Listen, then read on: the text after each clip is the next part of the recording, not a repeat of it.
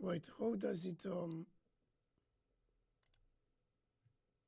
having some difficulty sharing the stream.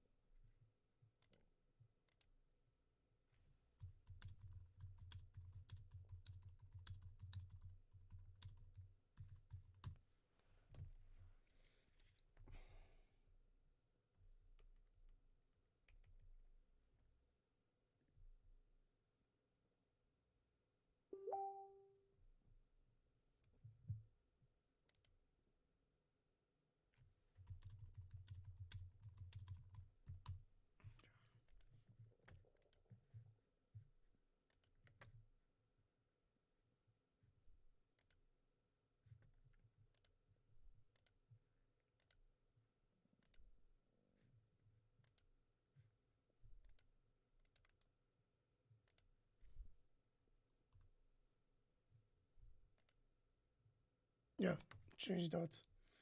I have a second screen, but it's stashed somewhere and I don't know where. So this is probably not going to be the day I use the second screen. I just use my laptop in order to look at chat.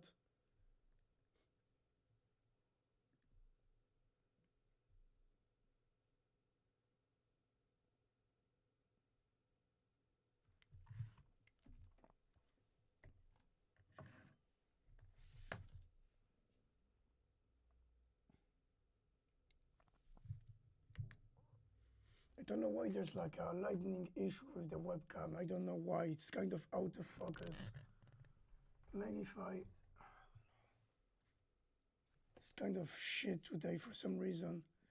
This is due... I'm basically placed just below like an horizontal window where the sun, the whole point of the place I'm in is that the sun receives everything. Sorry, I receive the sun from above during the day, like directly, because the house is built in such a way to take full south the sun. Extremely well done. I don't know if you see, it's kind of like, yeah, this is why basically lightning here is kind of a mess. And I don't have like the equipment to create artificial light. Like, hello everyone anyway. I don't know if I'm going to make a stream. Oh shit, oh I need a, fuck. I fucking hate that shit. Then I have to blur that.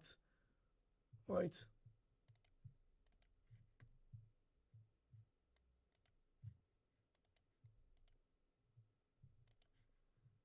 It's a pain in the ass. This is why I need two screens. So Facebook is like hidden.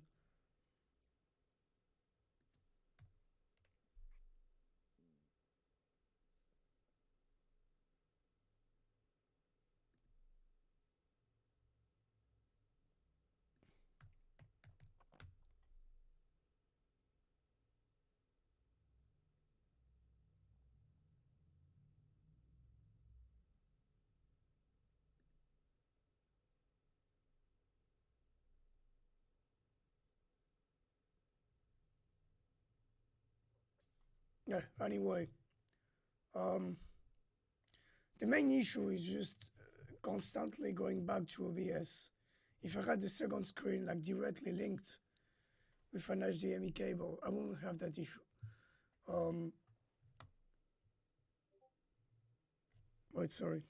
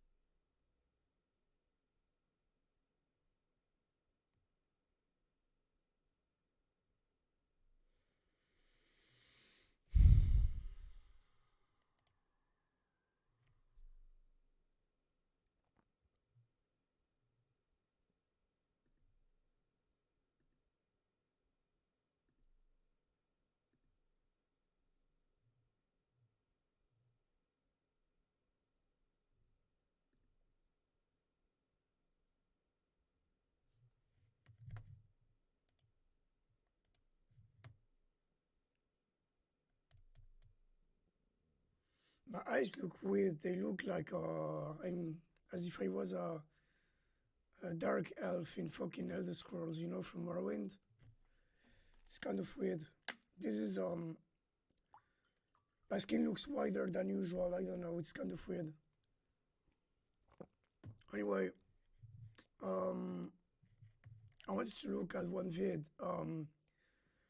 I mean, I wanted to explain some of my main points, maybe using Photoshop and shit. But I'm kind of tired today, so I'm probably just going to fucking watch a vid.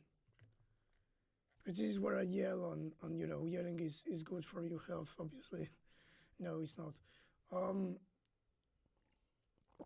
What kind of vid I'm going to watch?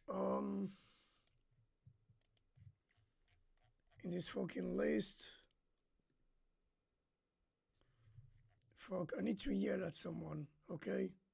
I've watched some of them. Like, this one is a good one, I believe, because it can allow me to highlight some, like, but I don't want to repeat myself compared to other streams, neither. I want to be able to, I may look at, like, just standard vids from the Dolphin industry, you know, just to highlight some particular issues.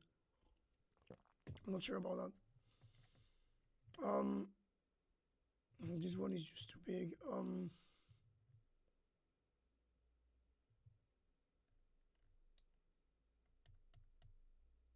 I'm not aware really of that documentary. I know Alpha for Freedom, but this one, for decades. Yeah, they use a very like sensationalistic. What are the other vids? What are those people, by the way? Wait, without content? How comes they have the vids, but if you go to like the guest part, like the Akoi, I don't know how you translate that, the vids don't appear. That's weird.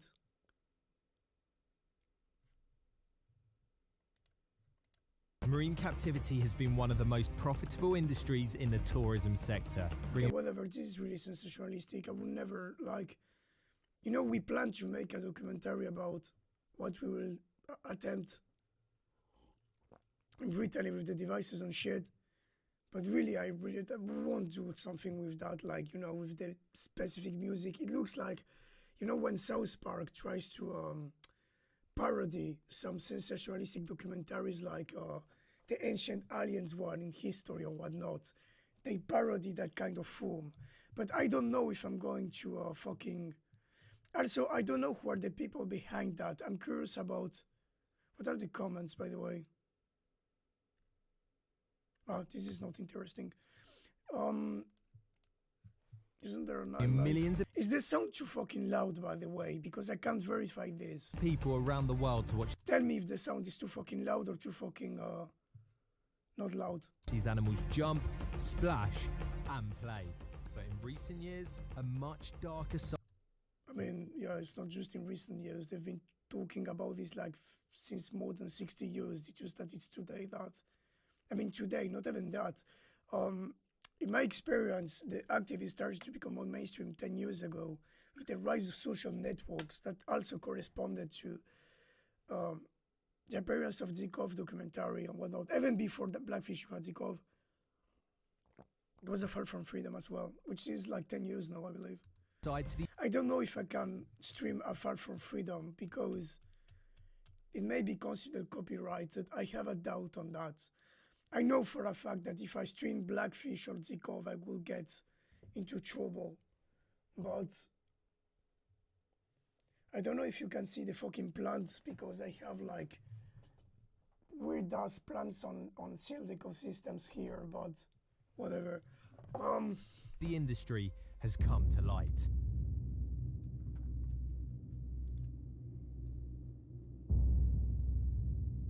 Yeah, this is... I'm not sure I'm going to watch this. I'm just going to watch the first 5 minutes and look at the way they engage into the problem, and then I'm going to leave because this is not interesting. I mean, it is interesting. It's just that I know that shit since like I know all of that, so it's not very interesting to me. No, whatever. I'm not going to watch that. I'm going to watch this. It's just a synthesis of Zikov and Blackfish. It's not. No, no, no. I'm going to watch Hard Theory because Hard Theory is more interesting. Um, For decades. no. Sorry, I'm just having an issue with my keyboard. It's a bit, yeah. Um, fuck. What could I watch? If you want to suggest something, don't please tell me because yeah.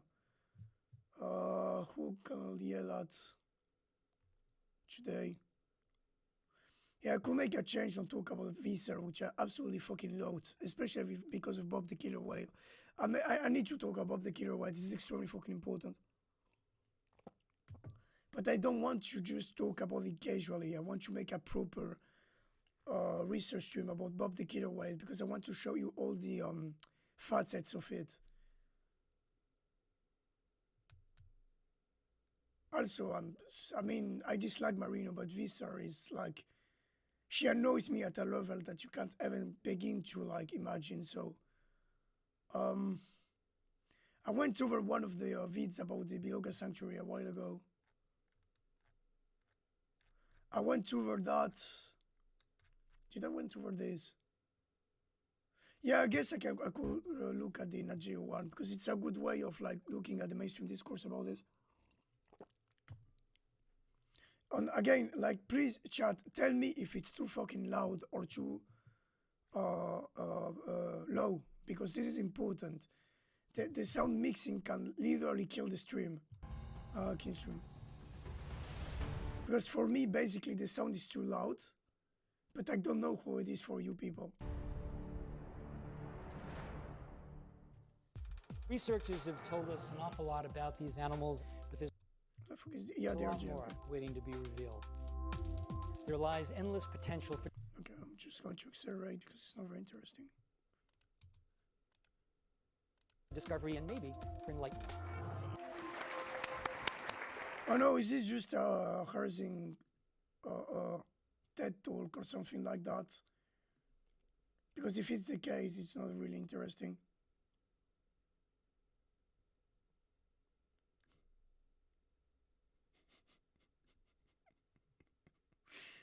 I'm not a good young man, and Joseph. I'm just a young NB. These are arguably the most intelligent animals in the ocean. And with this story, I worked with five... That's wait. I have a doubt now. It's possible. I think he was on a TED talk. No, it wasn't him. No, the other guy was a some kind of neurobiologist, something like that, or some kind of philosopher. No, no, it's not him. That's another blog.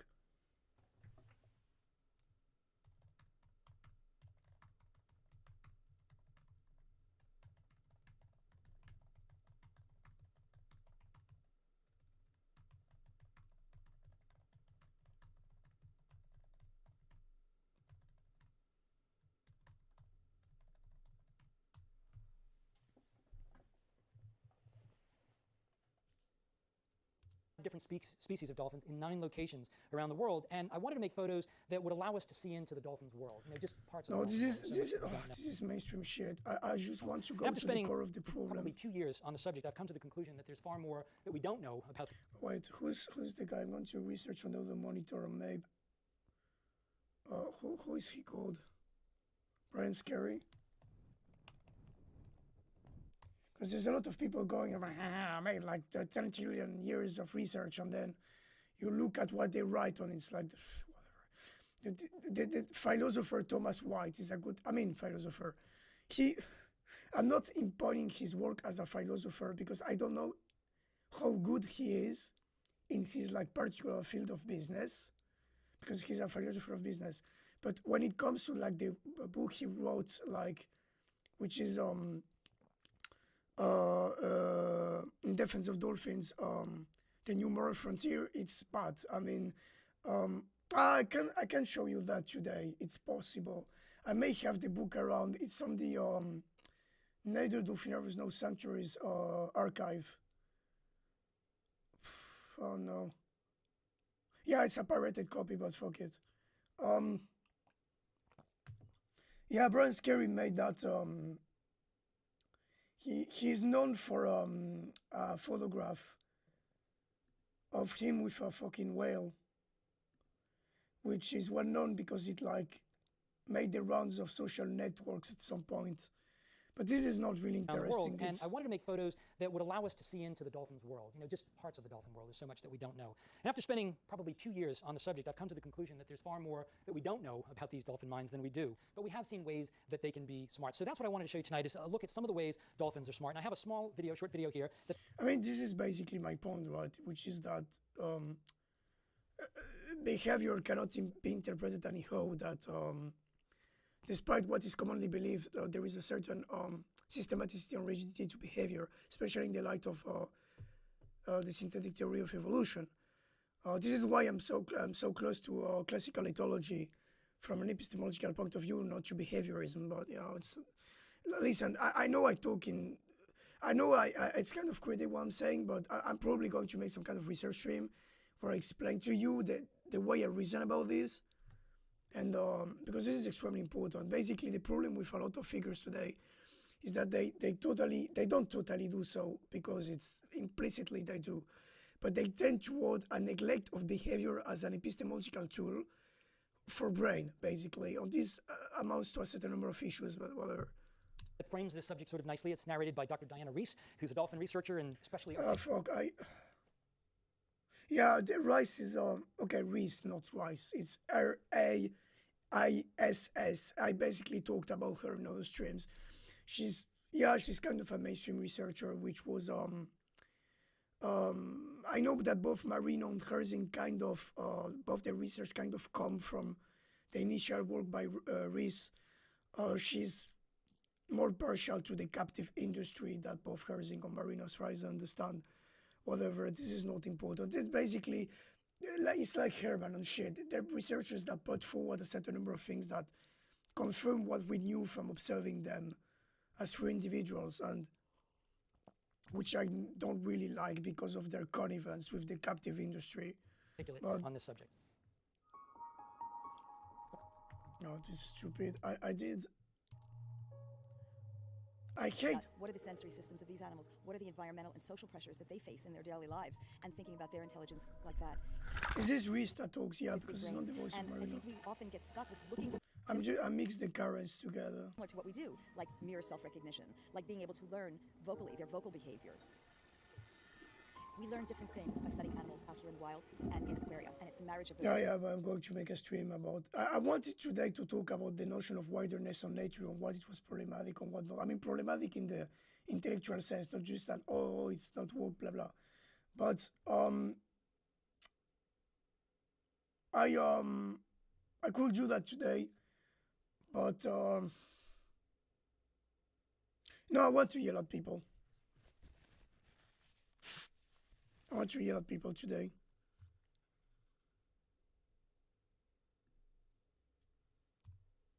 Those two approaches that gives us the richest picture of what's going on in the minds of these animals, in the lives of these animals. These are societies in the sea. What are these big, beautiful minds doing? These are highly complex. Yeah, but that's part of the problem, right? If you consider my societies in the sea, there should be certain consequences to that.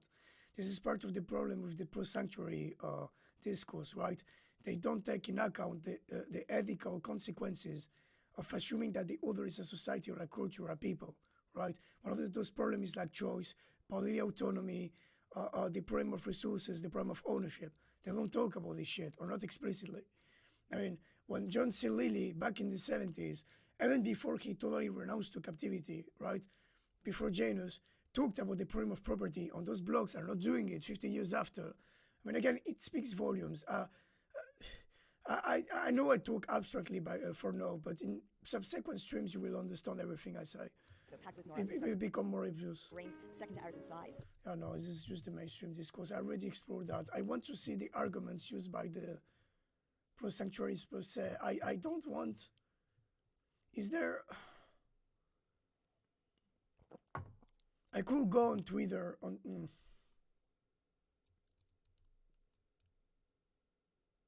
What are the comments? Yeah, it's just mainstream shit, okay.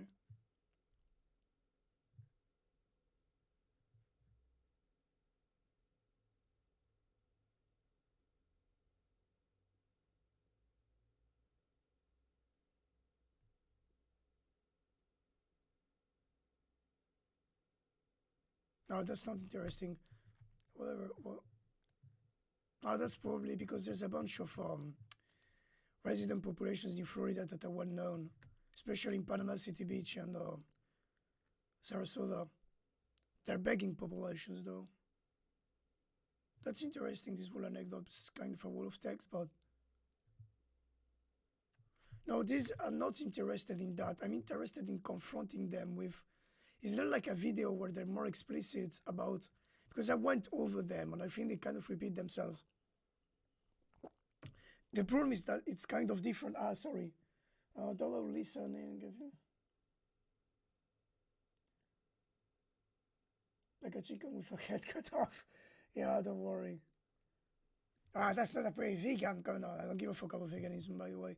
I know I'm asked a lot when I talk about the subject about veganism and shit. It's not that I'm against it from a principle point of view, but when it comes to my specific subject, that's not my workhorse, if you will. Especially because in the context of liberation and interspecies relation between cetaceans and humans, collaboration on for hunting and giving them live fish is important. So I'm not going to like sacrifice my relation to cetaceans because it's not vegan to give them like a fucking live fish. You know, like, yeah, you give them a mullet and they eat the mullet. Like, it's not like the end of the fucking planet, you know. Mullets are a type of fish. I'm not talking about like the herd cod. No, I'm still hesitating. What? Oh, that's interesting because it's called Politics of Species. Yeah, 2014. That was the early. Let's yell at her for like a while.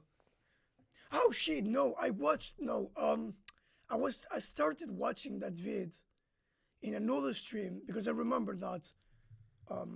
I don't know what's the worth of that fucking book, by the way. Well, my work in the area of the ethics of how we treat other animals. By the way, this person handles non-human ethics like a kid with a gun. And this is something I showed in other streams. And specifically marine mammals, really began formally after I did the self-recognition work with captive dolphins. Oh, you know what? I'm going to play Civ. Fuck that. I'm going to play Civ and listen to.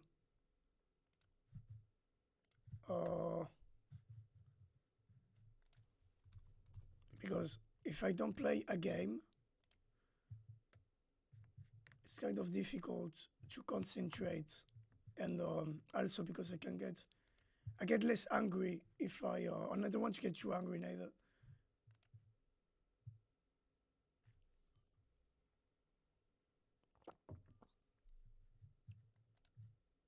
Civ has been lagging recently for some reason. I could play Civ 5 instead of Civ 6 with mods, I don't know.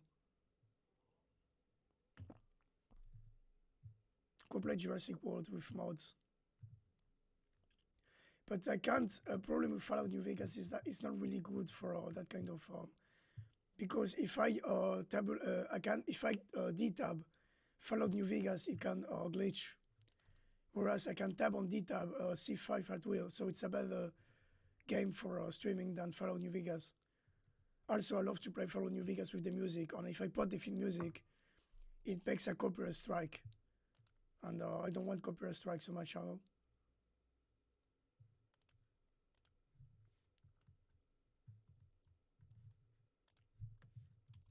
Now 11 years ago, 12 years ago. It was the work that we did to show that bottlenose dolphins recognize themselves in mirrors involved exposing two bottlenose dolphins in captivity to a mirror and actually probing whether or not they would use the mirror to investigate their own body. I've seen this already. What we found is that these bottlenose dolphins not only used the mirror to investigate marks on their own body, but they were really into it and really exceeded our expectations in terms of how motivated they were to use the mirror. I've seen that video. It's the baby.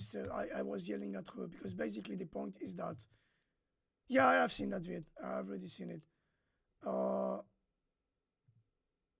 no, yeah, what an idiot. No, I've seen that video as well. Basically, she was saying things that contradict their own project because, like, one of the problem is all of the current cetacean projects, as far as I'm aware, apart from the Richard Barry one, are obviously going to be like places where you visit and pay money to visit. So, like, they contradict the the very definition of so-called animal sanctuaries that she even talks in the fucking conference. So they're a bunch of hypocrites.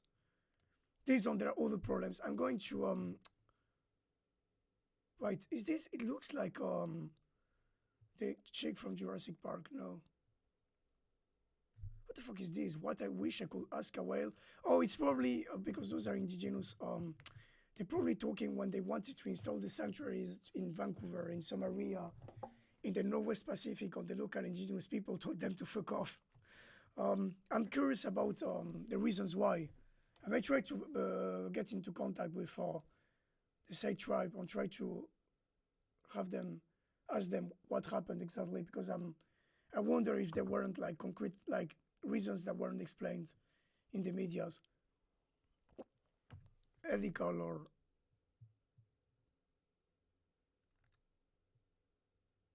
Senator Daniel Christmas. Who the fuck is this person? Yeah, Nova Scotia, because now they want to make it in Nova Scotia, in the other side of fucking Canada. Oh, okay, I get triggered a lot by this. Wait, 1 hour? Wait. Is there like a shorter one I can like... This one is 1 hour. I could go into it. This is good for because it will allow me to deconstruct the notion of sanctuary as well. It's interesting that they deactivated it. There may have been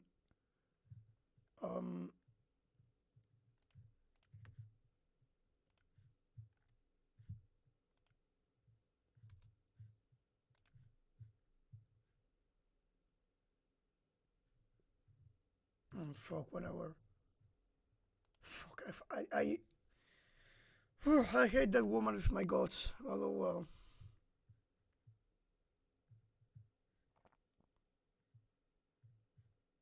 Shit, there was one vid in particular that I really wanted to... Oh, there are more vids, okay.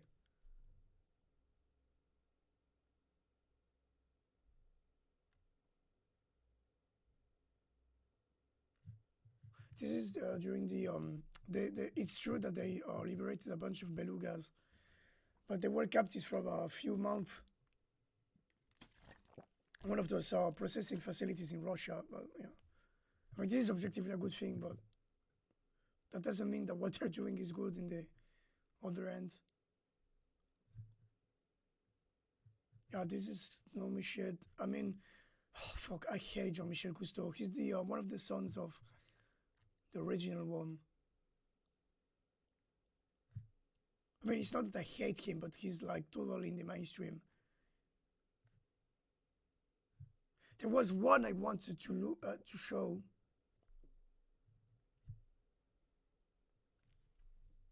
Really sorry about the stagnation. Who the fuck is Carl Safina? Isn't this the one that wrote the book? Oh. I think I saw that, but I'm not sure.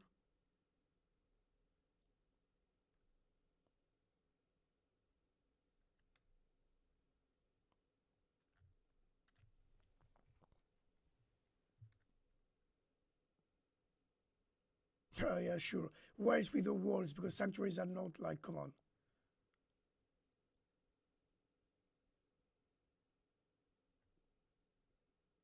Nah, fuck. There was one vid. There was one vid I needed to look at that was important. Yeah, I watched that basically. Shit. I need one which is like theory. Like really like fucking hardline theory.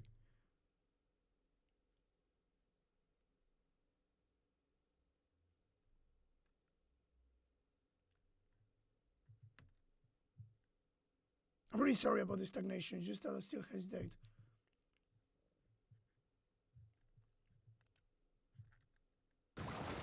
Shut up. Wait, this is the intro one, right? Yeah, let's look at the intro one, so I can yell at the intro one. No. What are they saying? There are 57 orca, more than 300. Yeah, this is basically the talk just about, because I want one that is about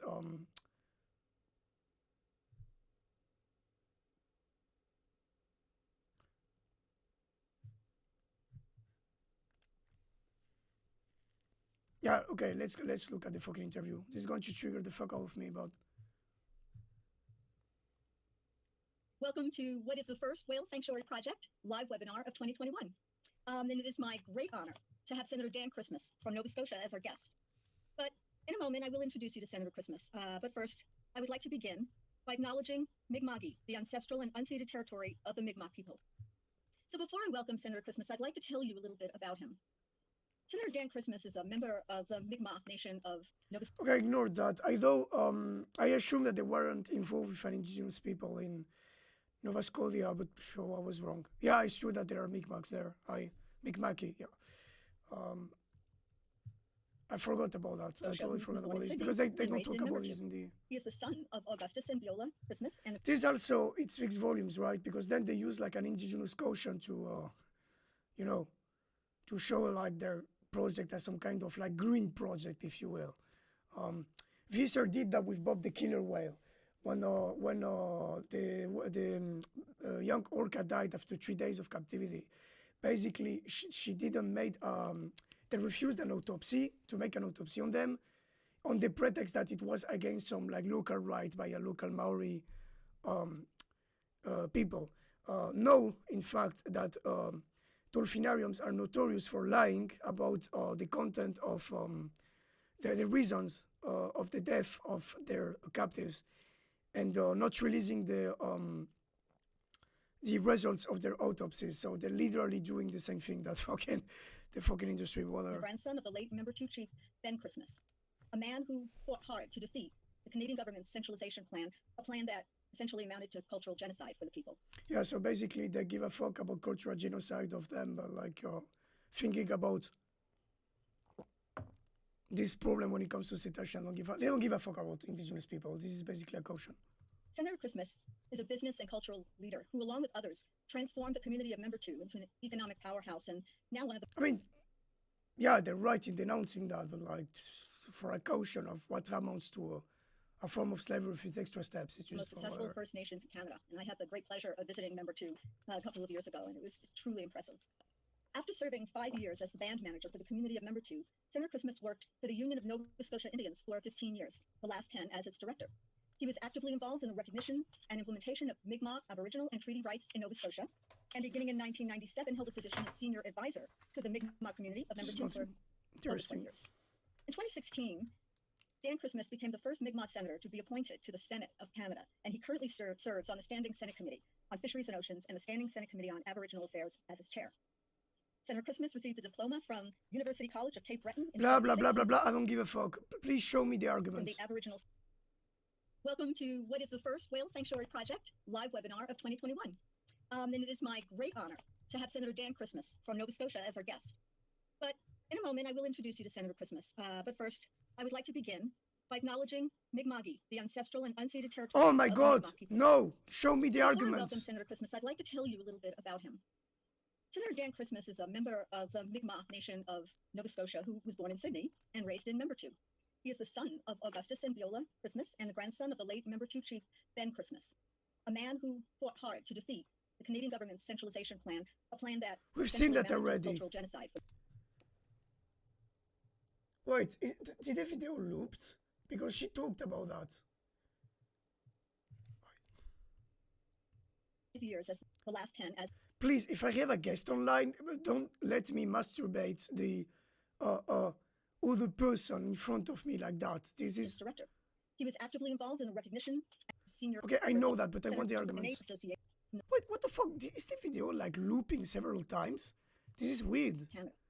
And finally, in 2016, he was awarded an honorary diploma and marked at the committee hearings on came What is she saying? S203. Well, I'd like to begin where I just left off.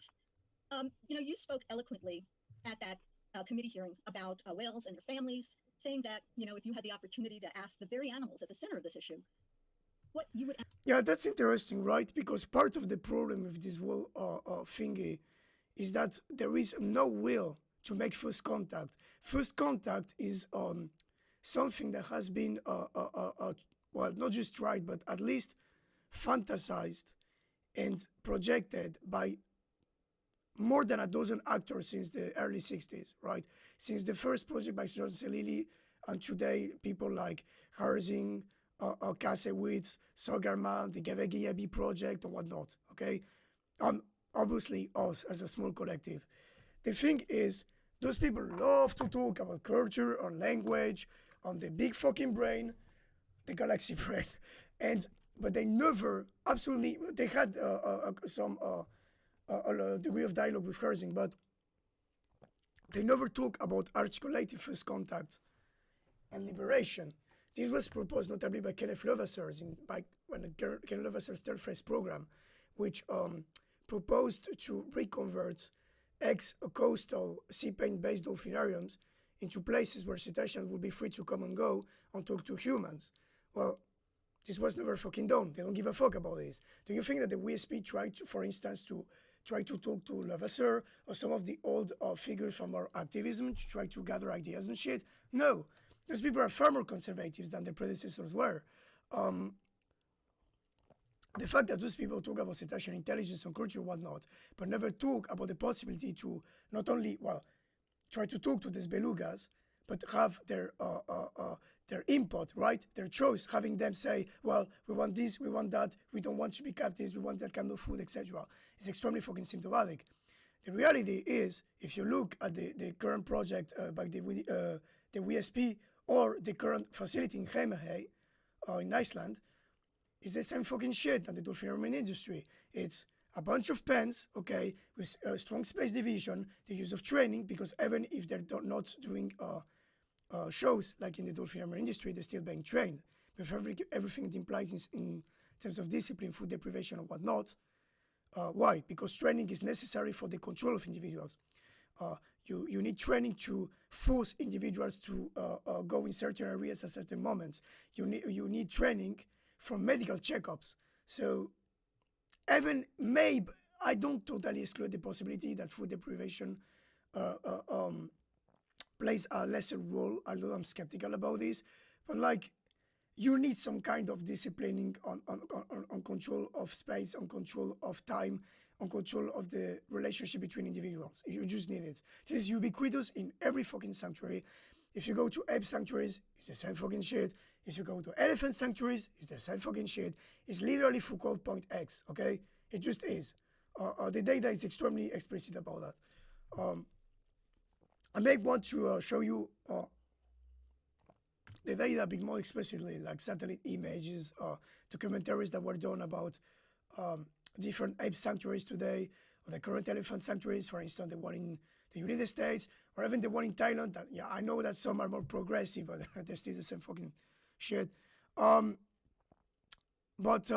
fundamentally, the point is that structurally speaking, dolphinariums and sanctuaries are the same thing.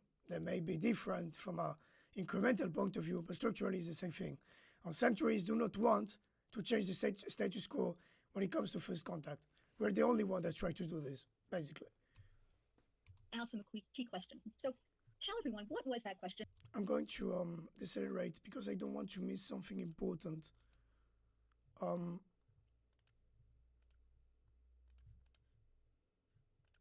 what led you to think about this? Oh, shit. Well, actually, Laurie, it was out of sheer frustration. I was just a new senator. I was only in the Senate for a few months. And I think this bill, S203, was probably the first one I studied. So being a new senator, I was being respectful, and I'm listening to this ongoing debate for weeks between those who supported the bill and those who didn't agree with any of the. I'm not sure exactly what is the content of the bill. I should look at this. But I assume it's basically stuff that had to do with restriction of on whale reproduction in captivity, on import-export. Basically, it tends to be this. It's the same thing in France, on a bunch of other countries. I think this is it, because I remember something like that about the Vancouver Aquarium. There are captive orcas in both sides of Canada. Basically, you have the Vancouver Aquarium, the Marineland of the Pacific, if I'm not, no, Marineland of Canada, sorry. And wait.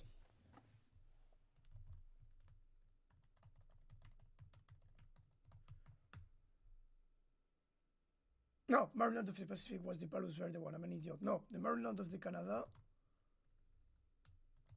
and the Vancouver Aquarium. Yeah. that have both belugas and orcas, if I'm not wrong. I don't think you have all the facilities, right? Let me look at that. Yeah, I'm pretty sure.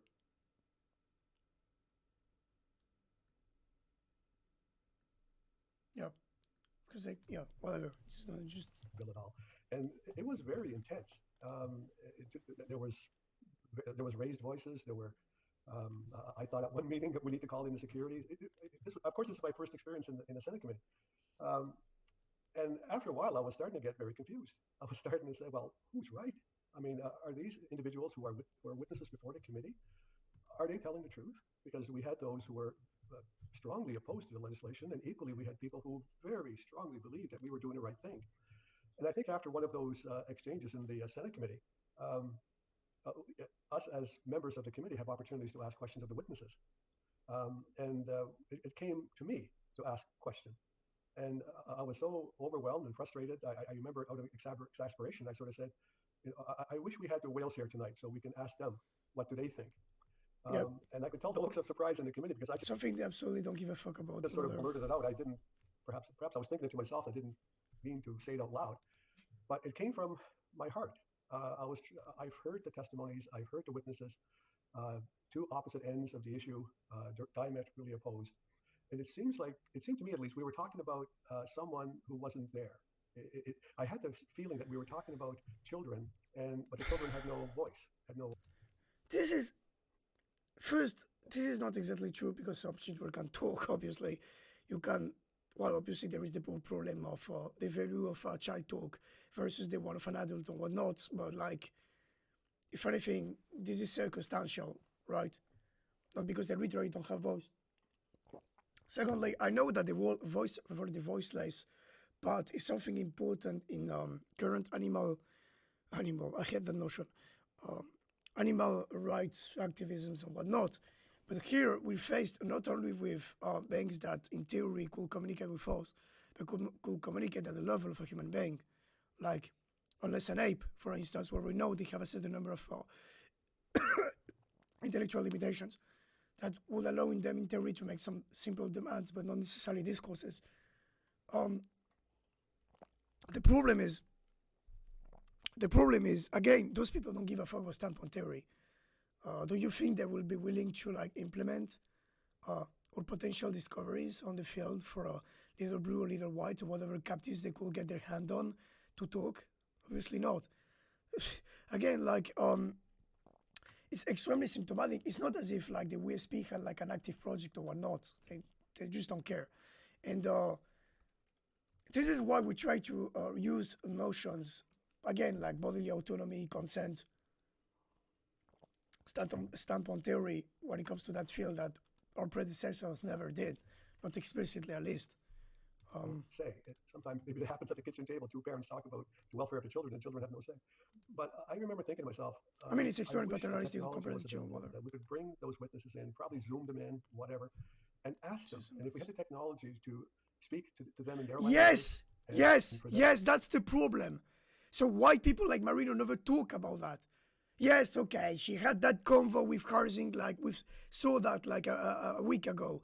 The problem is they conveniently avoid the question, like when it's so fucking funny. Marino goes and says, well, what if there were application when it comes to little blue and little white with that technology? And they basically pivot toward the problem of research, which is already approved because captive research like implies a certain number of ethical issues. But they don't talk about using those devices to have them talk about, make claims and shit. It's amazing. Just people like, whatever. Them to respond to us in their languages and translate them, we would know. We would know what is really the best thing for them.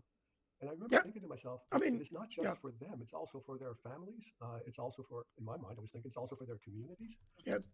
That's interesting. This guy's smart because he's probably... You know what? I know it harks back as well as toward, because I received a bunch of criticisms by some leftoid friend for making parallels between non-human or human causes, but like this guy probably thinks about like probably applies tools from like indigenous right movements or whatnot to this problem. It's absolutely right in doing so, because one of the problems with those projects, like the sanctuaries one, is that they think on the individual level, right?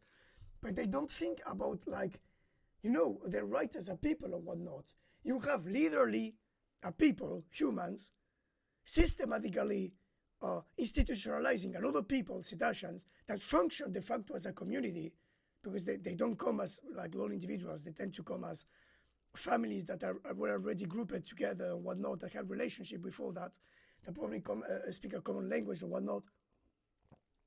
And there is no will to listen to them, not just as individuals, but as a community. No will to have them talk with or interact with cetaceans out there, the local cetacean population that could inhabit those places. No will for, and also there's the problem of sexual segregation and whatnot, but like, again, like what the senator is currently having a smarter outlook to the problem that the fucking expert, the 30 years old expert, it speaks volumes. It just speaks volumes.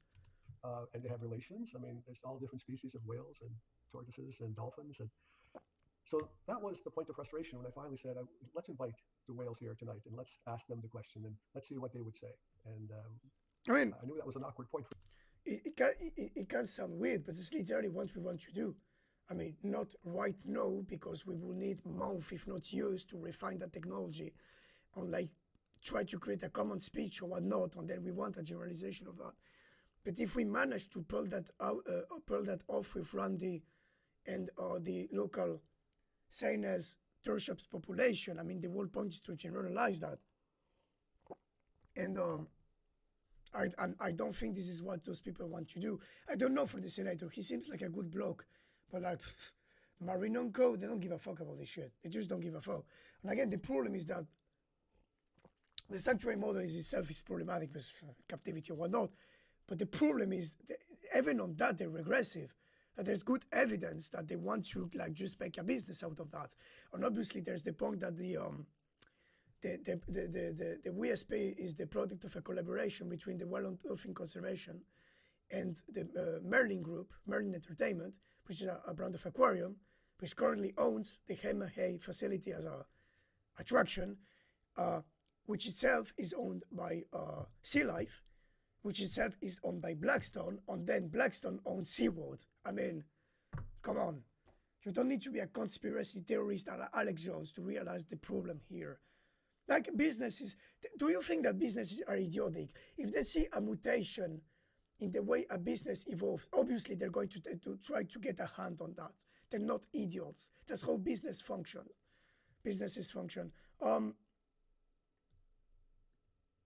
For the committee, but that was honestly how I felt at that moment. Well, when you said that, and I think you said it in this way, you said, I would ask the whales what is best for your family. And I thought, gee, here we are. We're humans, we're primates sitting around a table negotiating the lives of... Oh, gee, Laurie. Yeah, I wonder. What if trying to continue and perpetuate the system of captivity and systemic oppression of those creatures that we have installed since like 60 or 70 years was problematic, and that we have to rethink this model on try to use first contact as a way to highlight standpoint theory and have them talk about the... Gee, I fucking wonder. Oh my God.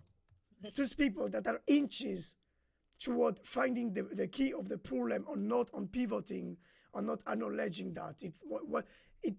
I want to end myself in Minecraft when I fucking hear that shit. That's the problem, right? A lot of those people are extremely fucking smart people like, yeah, Marino, even people that are kind of edgy like Malcolm G. Brenner or whatnot. They're not idiots. That's why I'm critical of them. They have the tools to question that, and they never do. That's... These other beings on both sides fighting to the death, right? And yet the person who's at the center of this is not at the table. Right. And exactly. And that just cut through everything, what you said, because it just stopped everyone in their tracks, because really, this is really what it's about. It's not about us. It's about the whales. Yeah, she's right. That's what you need to, ask them about what they want, or if they consent about, I don't know, chemical sterilization, freeze branding, use of biopsies. Like, it's so tiring though. I've seen this shit for like 20 years. Those people are like inches toward finding the problem, and they're not acknowledging that. And what's best for them. And if only we could ask them. And what we try to do, right, is No, I'm not- try to you know what? get into their minds and every. Civ is I'm not going to play Civ because it has some lagging problems lately.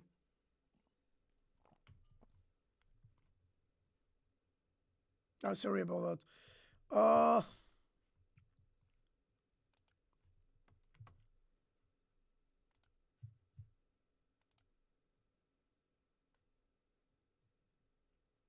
Wait.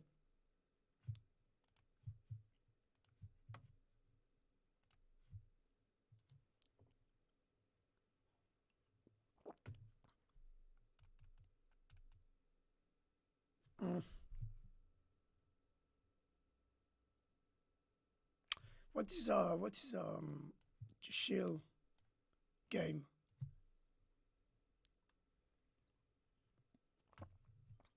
Yeah, I could play Genshin, which is not really a shield game, but whatever.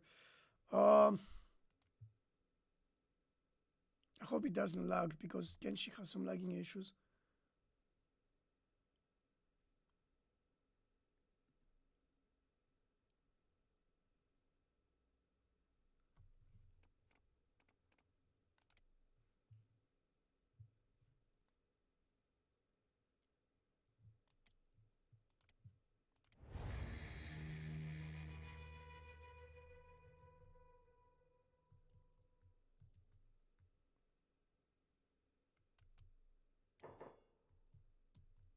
I will probably lag as hell, but whatever.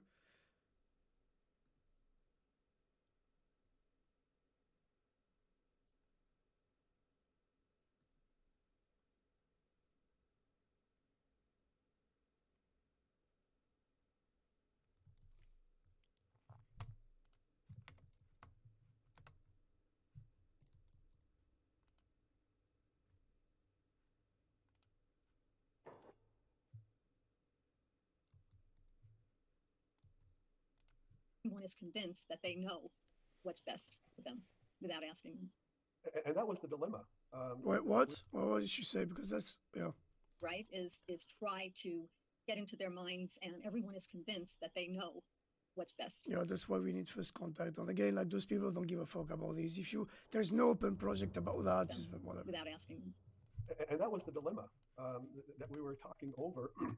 Obviously, a very intelligent species, as if we knew best. And I found that very strange. Yep. How do you justify this, Laurie? I'm very curious about this. I grew up in a different culture than most people. I grew up in the Mi'kmaq community, and I remember as a little child visiting my grandmother's home in a community called Bottledeck, which is in a very rural area. And I used to remember hearing these wonderful, beautiful stories of these people that lived in the forest. And I used to hear about their how intelligent they were, how shrewd they could be, how they provided for their own families, and I heard about their humor as well. I heard some funny stories about these people, and the people called them Wysies, and I didn't know for the longest time. I'm just a child, who these Wysies were, because in my mind I thought they were another people like us, like Mi'kmaq, but they lived in the forest. But it took me a few years, but finally, probably when I learned some English, I realized that these Wysies were all the species of animals who lived in the forest. And I heard all these stories in my childhood as if they were real persons, that they had intelligence, they had feelings, they had families. This is common in some Native American culture. That has to do with some way some of the cultural structure around what was described by the scholars anime. Well, I'm not going over that. Just anthropology stuff. It's not They hated and they tried to survive, and so that was my first impression about who Wysies or animals were. And I got the impression that there were tribes of different animals or species, I suppose, but that they were equal to us. They were no less. They had spirits like us. They had names. They had families, and of course, they had their own challenges. So when I grew up in my community, that's how I came to view all the created world around us. That it was we were not superior to them. In fact, if it wasn't for them, we as Mi'kmaq would not have survived. So we had a great deal of respect and honor for them for what they provided us as a people. So that was a perspective that I brought to the table. And when I finally asked, passed to Wales, I honestly meant that because I really thought that you could go and Yeah, they can. They just don't give a fuck. I went over as well. That's the interesting part. We believe that we, as a collective, found a more synthetic or easier way of engaging into first contact. But in theory, you could use other forms of method, right? I mean, okay, the way we speak with our larynx and whatnot, with phonemes and shit, is the standard way humans speak, but there is other ways of communicating. Sign languages, Morse, writing communication is one of them. In theory, you can use other forms. They could be more awkward or more difficult, but you can use them. In theory, there are other methods that were put forward by other researchers that could work.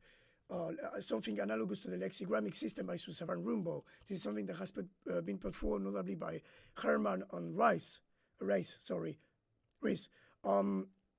In theory, some of the stuff that Herzinger could go there. The problem is that those people have the tools to do this, but they don't do jack shit. They don't engage into it. For me, it has to do with a neurotic anthropocentric aspect. For me, there's like a psychosocial reason why we don't engage with cetaceans. Absolutely sure of that. Like, for having a good knowledge of the different first contact projects on how they failed, it's absolutely sure that this is it. I mean, we should go and find out from them that if they have so even if you can argue that, oh yes, we have to wait for a refinement of blah blah, you cannot completely argue that there aren't already some possible methods of reaching first contact that wasn't like seriously tried. I mean, yeah. voice, what would they say? And that was the question that was on my mind that morning, that evening, I should say. I can only feel that you were so fortunate to grow up that way because you grew up already viewing other animals in a way that most people still can't get to. Most people grow up, they like animals. And in fact, there's some research that shows that little kids really, they see animals that way. And then what happens is it gets enculturated out of them.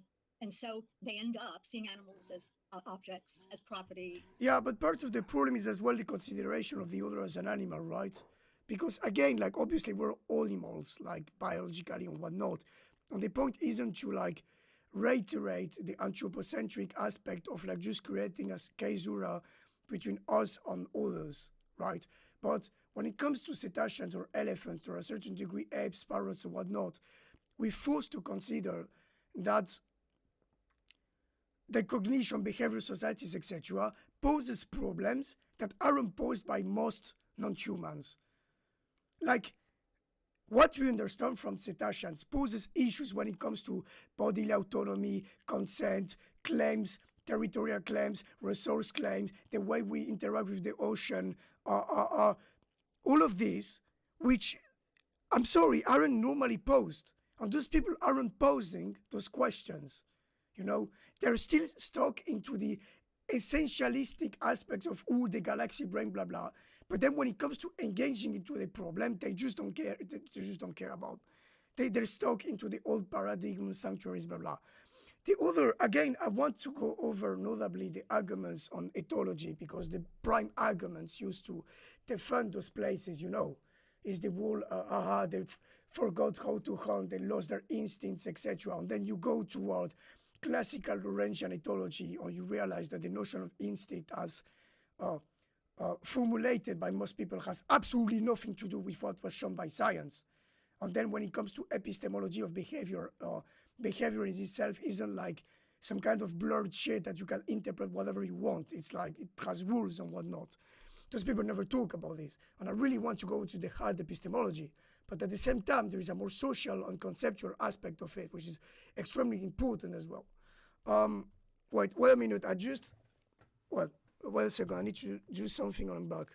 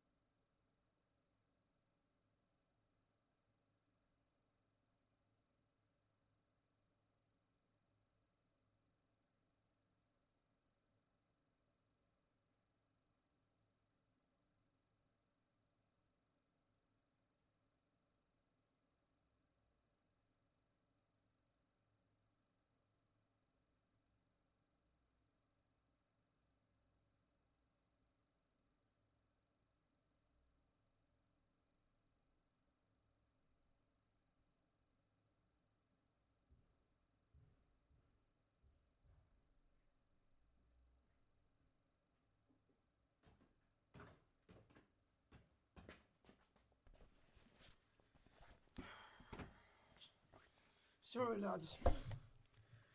I get nervous on stream, and sometimes I have to take small quantities of Xanax to like. I'm under treatment, so it's nothing like weird. But let's say that I have a particularly intimate relationship with anxiety.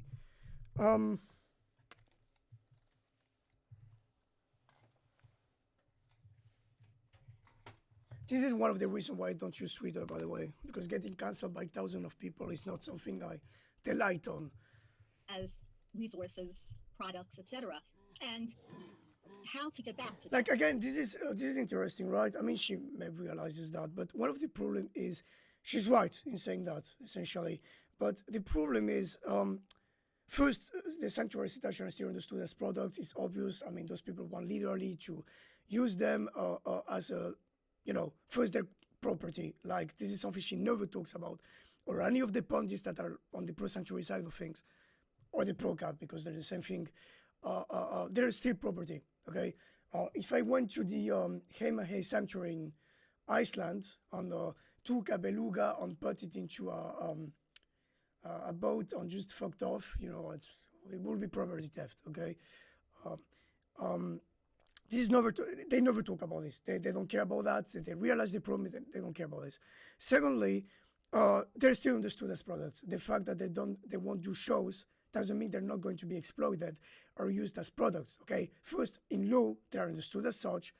People are going to pay to visit those places. It's going to be the case for the wild sanctuary in Nova Scotia if they manage to pull that off. Or it's already the case in Heimahe until COVID happened. Or now it's like suspended. But what is it? I mean, it's just what it is. Like, just go online and you search Beluga Sanctuary and it's basically what it is.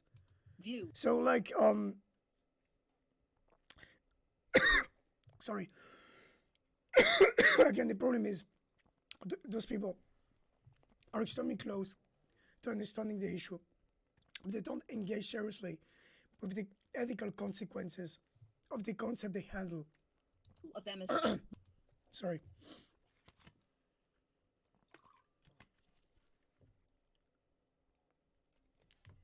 real persons, and I know that this is not rhetoric for you. This is real. And how to get to that place is very difficult when you grow up with everyone telling you that other animals are objects. And to grow up already with that wisdom of seeing the other animals as simply other nations, other people with their own lives to lead is something that's very, very, it's a blessing, really. It is. It took me a while to realize I mean, that was still embedded in my mind and heart. At that committee meeting, obviously it came up, but I unconsciously was aware of that. Unaware of it. I didn't realize I had that worldview until it came out. And I suddenly realized by the reaction of others that this was a huge surprise. But you're perfectly correct, Laurie. I mean, it's the difference between treating animals, as you mentioned, as things or objects or property, or if you honestly believe that they're persons. And if you look carefully, if you listen. again, I don't like the notion of object on property when it comes to whatever animal, but like cetacean pose specific issues. That's why as well I'm not like that close to veganism and anti-speciesism as a whole, because I agree in theory with much of their ideas, but like there are a certain number of practical applications of veganism that, if taken literally, are incompatible with a certain number of practical applications of human cetacean relationships on cetacean liberation. But whatever, it's like the point is again, like it's very nice to have like in theory certain views, but if you don't have like a practical application of them, there's no point. Those people literally understand them as property. Okay, it just is like it's not like a gradual thing. This is also an important aspect. I was critical of a lot of past liberations as made by people like, which I absolutely loathe as person for a certain number of reasons, Jeff Foster, Richard Barry and whatnot. But at least they were like, I'm against the use of nets and whatnot. I'm against the use of training. I don't think you need to control acetaceans to like free acetaceans. I absolutely don't believe in that. But at least they were liberated, right, in the end. Here, apart from the RIC one, all of the current sanctuary projects are extremely explicit about using them in permanent sanctuarization. Extremely fucking explicit. As far as I'm aware, I've read their data, I've read their website, I looked at their interviews, I know their rhetoric since at least 2010 or whatnot. Those people do not want to free at some point orcas or even to escort them at some point outside for like, no. They just want permanent captivity. It's absolutely obvious from their rhetorics. It's absolutely obvious from their concept arts. It's absolutely obvious from the way they talk about this. Like, whatever. Like, this is, again, this is important because it looks, it seems like they support a progressive discourse. But in the end, it's the same fucking regressive shit. I mean, it just goes nowhere. Carefully. They have all the attributes of personhood. I mean, they have intelligence, they have laughter. Also, by the way, I don't know if they have love, but it's not important. The problem is personhood. I talked about this before. Personhood is a complex notion because there's, okay, the moral aspect of personhood, and then there's law. And in law, again, personhood and property are not incompatible. That's why we have corporate personhood. Those people never talk about the consequences of that. Again, they see a certain number of problems, they don't engage with them seriously. Humor. Just watch a pair of crows play in the snow sometimes and going down a snow hill. I mean, you know that they're having fun. Or watch a pair of eagles fly through endless miles of air as if it was nothing. I mean, it's amazing. So I think all we have to do sometimes is just look and see, and we will learn. Yeah, they, you know, what ethologists do since what, 100 years, which we don't give a fuck, apparently. Well, whatever. And I think sometimes it's not that unclear what's best for someone who happens to That's where it starts. That's where the pro-sanctuary bullshit starts. Oh, wait, there's no one on the fucking group. Oh, what a shame. Well, let me arrange that.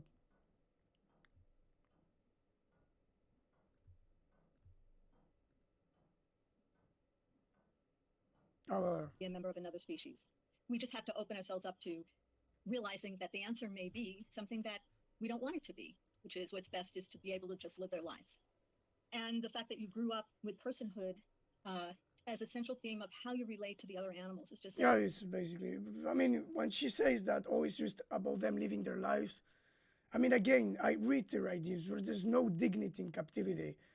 Life in itself cannot be a value. There are people, I'm sorry, and this has also like consequences when it comes to like, I have huge issue with the euthanasia of cetaceans, by the way, especially because of the problem of consent. But you know that in a lot of countries, there is the problem of consented, the right to die, basically, because of people that just, you know, they want to die because they have like chronic illnesses and whatnot. Like, you know, there are people that have like no arms or no legs or live on a bed for 15 years and they just want to die, right? And like some people like that, not all of them, but some people that have grave illnesses, condition want to live, but some of them don't want to, and they ask for a right to death. So, are you going to go to all those people and tell them, well, at least you live and you have the dignity of life? There is a problem here. No, again, this notion of the dignity of life, it has issues. It's not, I'm not saying it's bad in itself, but it reaches certain practical limitations. You cannot use the notion of liberty of life to obfuscate. And also, you know what the problem is? The problem is that the dolphinarium industry could also pull out that argument. Especially today where like they have like the technology or whatnot to have cetacean life for more decades than they used to do before.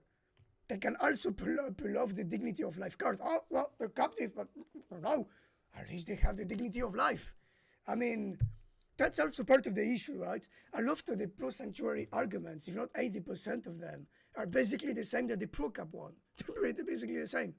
They use the same core arguments, instinct, loss, those kind of like soccer mom-esque arguments that, oh, there is 1% chance that if you free one, a shark is going to munch their ass. Therefore, we shouldn't have any liberation. Like, come on. Like, I wish, this is why I need to have someone on stream, right, to debate. Because then you, in this way, I can really show you the way, unfortunately, most of the pro-sanctuary arguments tend to articulate themselves in a very bad faith way. And I don't want to go into a debate, bro thing. My point is not to dunk on people. My point is to show that there are fundamental issues with the way they reason or understand the core problem. As I said, you're very fortunate to have grown up with that sentiment. I don't give a fuck about this. You recently shared with me some beautiful artwork by your late wife, Dozy, and she was a celebrated artist throughout Canada and the United States. And what I'd like to do for the audience here is to share my screen and share this very special piece, which... It's so funny how she pivots. Like, we were talking about important ethical problems, and then she pivots to a fucking whatever. I mean, it's politics, right? Depicts the Mi'kmaq cultural hero Kluskap as he is carried across the ocean by Baduk, the whale. And I practiced all morning to say those correctly. I hope they're close to. I hope everyone can see this beautiful, beautiful... I don't really like it, but whatever. Acrylic painting. It is at Doze's Native Art Gallery in Member 2. And I'm so honored that you're sharing this with us, Dan. And it, depicts Kluskap. You will tell us who this is soon. Can you stop with the politics and jump to the arguments, Lori? Please? Leaving the people on the back of a whale, Baduk. And superimposed on this painting is this petroglyph it's an actual petroglyph of that tale from the Maritimes. Can you stop pretending you care about indigenous people and just go to the meat of the problem? You're clearly going toward a more pro-sanctuary argumentary. Just go toward it, like... Doze superimposed upon her painting. So who was Kluskap, and what was his relationship to Baduk, and what is the cultural importance of these figures? Well, Kluskap, there's numerous stories, or some people call them legends about Kluskap, who was with us before Europeans arrived on the continent. And it is said that Kluskap was created by the Creator, and in turn, he had taught the Mi'kmaq the skills of survival in this land. It is said that he had his lodge in Bloomington, in the Bay of Fundy. And from there, he cared for all the Wabanaki peoples, and that includes the Maliseet, the Mi'kmaq, the Penobscot. Not that it doesn't interest me, because I'm anthropology minor. I'm always interested in that shit. But when it comes to that, like, I just want to go to the arguments. Like... Passamaquoddies. And in this particular painting, my wife was a storyteller by heart. She just loved telling stories. And I think the legacy of her career was that she did 32 of these stories, and she put them to paint, and she used acrylics with airbrush. So in this particular painting, one of the stories she had read and heard about was before colonization started, Kluskap had told the Wabanaki people that he was going to leave, but that he would return again sometime in the future when he was needed again. And you'll see in this painting, you'll see two petroglyphs in the foreground, and these are basically rock drawings that were found at Keshemakujik National Park in Nova Scotia. The top figure is a petroglyph of a man, and you can tell he's a leader because you can see at the top of his head he has feathers, and that is how Mi'kmaq leaders designated their leadership. And then you'll see that he is sitting on a whale, and you'll see again in Keshemakujik we have these petroglyphs. These are actual petroglyphs you can see of a rock drawing of a whale. And why we know it's a whale? Because we can see the spout. We can see him breathing. And so when Kluskap was about to leave our people, he asked for the whale to come to him. And in one of the legends I read, Kluskap calls the whale grandfather, which is a term of great respect and honor. And the whale calls Kluskap grandson. So you can feel the place of honor and relationship between the two. And Kluskap asks Baduk if he could basically be his transportation to go west. So Baduk and Kluskap, and there's a bit of a story because Baduk couldn't get close enough to the shore, and finally he sort of beaches himself, and then with Kluskap's help, he's managed to free him from the beach, and he mounts on Baduk's back, and he's gone. So this painting was Doucet's effort to capture that story, both in terms of history, meaning that using these ancient rock drawings, but also try to communicate to today the special relationship that existed between Kluskap and Baduk, and the immense amount of respect, I think, that were between us as humans, and to the point where we revered whales. And there's numerous stories about whales in the Mi'kmaq, numerous. Another story is that the reason that we have the high tides in the Bay of Fundy is because the whales are slapping their tails. Oh, I love that. So there's numerous stories, and so the relationship is one. I want to see the arguments.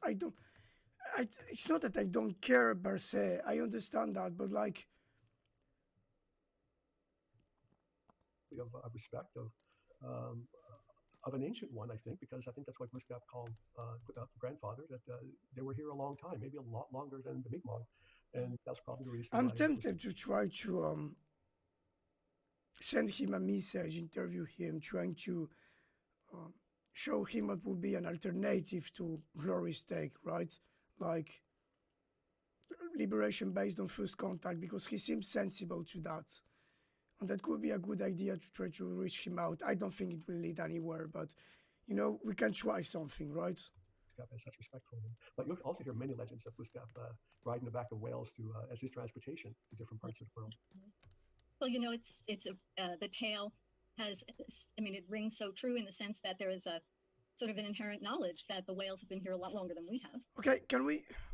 And that, you know, we have a lot to learn from them. You mentioned that part of this tradition is that Glooskap would come back one day. Is there a concept or an idea about when that would be, or what would have to happen for that to occur? Can we Well, jump to the recollections meat I of the have arguments? of those stories was that he promised he would come back when his people would need him. Now, we don't know what he was referring to. He did tell the Mi'kmaq at least that that the white man was going to arrive in his land, and that was one of the reasons why he had to leave. But and this is just me speculating now. Here I'm sitting in 2021, and I wonder if that crisis is climate change, that if our world is going to be so negatively impacted that our own survival is going to be at stake, will that be the time when Glooskap will have to return? But this is just me. This is just me thinking out loud and speculating. I don't know that that is the reason, but it reflects the hope that he will definitely return at some point in the future. And I wonder, again, me speculating, that he may arrive on a whale. You know, I mean, I think that climate change is obviously the biggest threat that we all face. So it is, if we are going to I mean, this is true, but you can argue as well that ocean acidification, plastic pollution, and whatnot are also whatever. need help, we almost certainly going to need help dealing with climate change and actually finding the wisdom to deal with it, not just the technology, but the wisdom to confront this issue. I love the way she created this, almost looks like electricity coming out of the whale. It just gives it so much energy and a beautiful bird. So thank you very much for sharing this. Oh, thank you very much. And if any of our listeners want to see more of Luce's work, she does have all 32 of her Glooskap pieces on exhibit right now at the Friends United Center in Cleveland, Richmond County here in Kentucky. And if anybody, you know, wants to go online to see her work or get in touch with me to ask Dan how to do that, please feel free, because it is work that you need to see. I know that you've been a proponent of the Whale Sanctuary Project for a long time, and we're honored by that. I wonder if you could tell me a little bit about what you thought when you... This guy at least seems to have a good grasp of the problem standpoint theory, right? This is why I think I could argue with that guy. I think if I tried to have him on stream, yeah, I think I could argue with that guy. He seemed reasonable. I tried something. When you first heard about our project, did you think we were crazy? Well, when I first heard about the idea of a whale sanctuary, I remember the relief, because I was thinking that these aquariums were the only option for, at least for those cetaceans who were injured and couldn't survive in the wild. And one of the arguments, of course, that was made that... Yeah, how do you know this, though? Again, that's part of the problem. You know, that's interesting, because the notion of wilderness, part of the reason why it's bullcrap, it's because you have a lot of people, especially indigenous people, by the way, which don't conceptualize the problem as a wilderness. I don't know how it could be for the Mi'kmaq people. I'm not familiar that much with their culture. But if you go to the Amazon, if you go to a certain number of Australian Aboriginal population, it's absolutely clear that the understanding of the spaces we understand as a wilderness are extremely different, because they understand the spaces as domesticated, because they understand the spaces as managed. And there is good evidence, especially from books in the historiography of the West or whatnot, that the notion of wilderness is a pure divide between the notion of nature and a human would, is a pure construction of the West by the 18th to 19th century. Again, and part of the problem is, let's try to deconstruct this a bit. Fuck, I'm overheating for some reason. Fuck. Really sorry, I don't know why. Maybe it's the Xanax, oh no.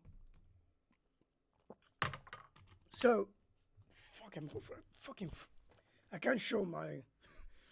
It's illegal to show your man boobs in fucking YouTube. So, but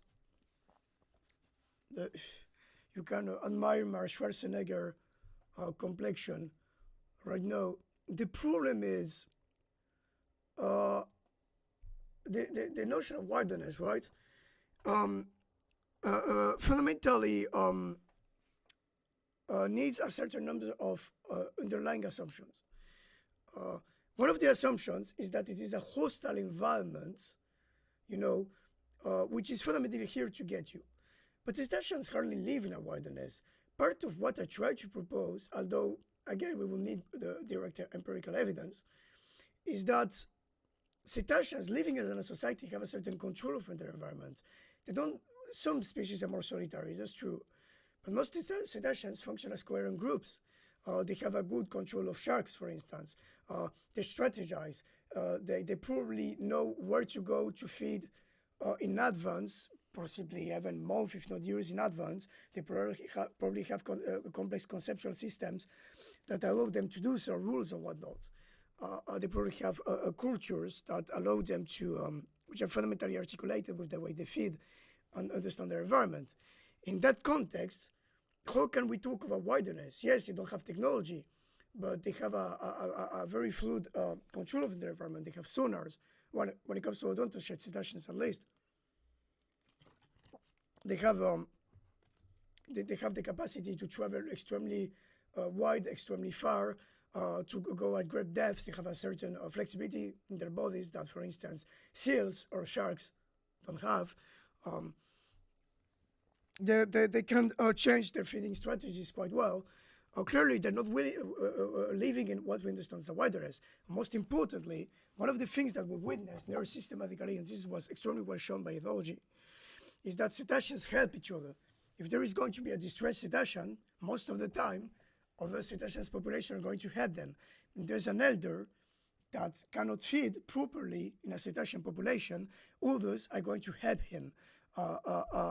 If there's a cetacean that is going to die, they're going to make a makeshift raft to get the cetacean to breathe until he's deaf. So clearly, we're not faced with like non-human population that abandon their death or something like that. I mean, the members that agonize.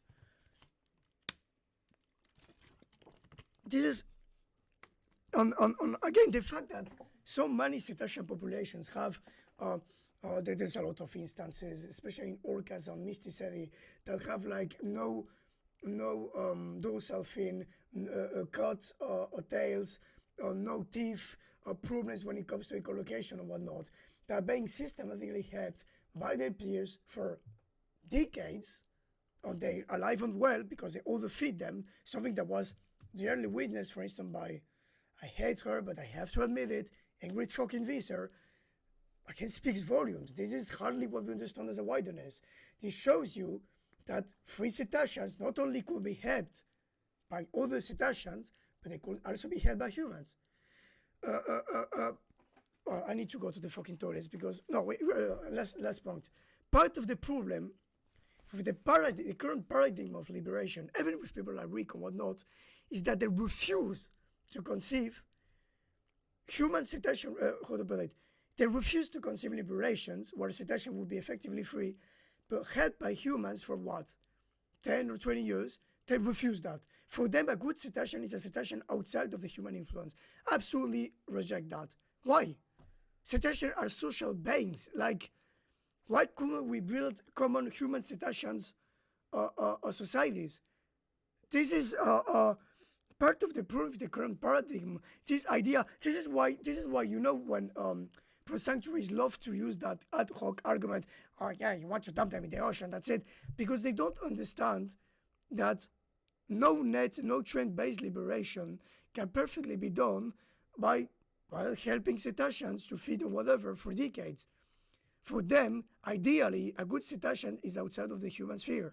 Or if they cannot be out of the human sphere, they have to be totally inside of the human sphere. Like, or not even that, because there's no real social or linguistic relationship between cetacean and the trainers and whatnot. The social and cultural aspects of human cetacean interaction are denied. There's no real social relation. It's just pure power. It's pure vertical power. Wait a minute. I need to go to the toilet, so I'm going back.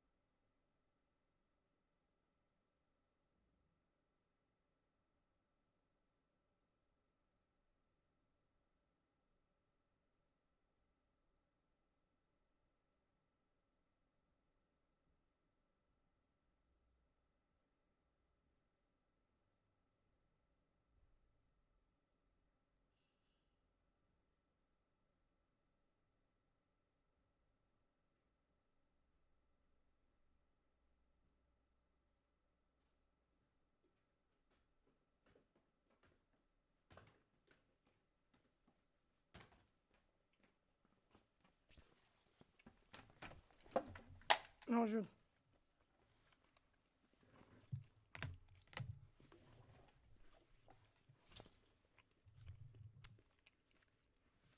I want people to look at the fucking background. What? It's like a whole system.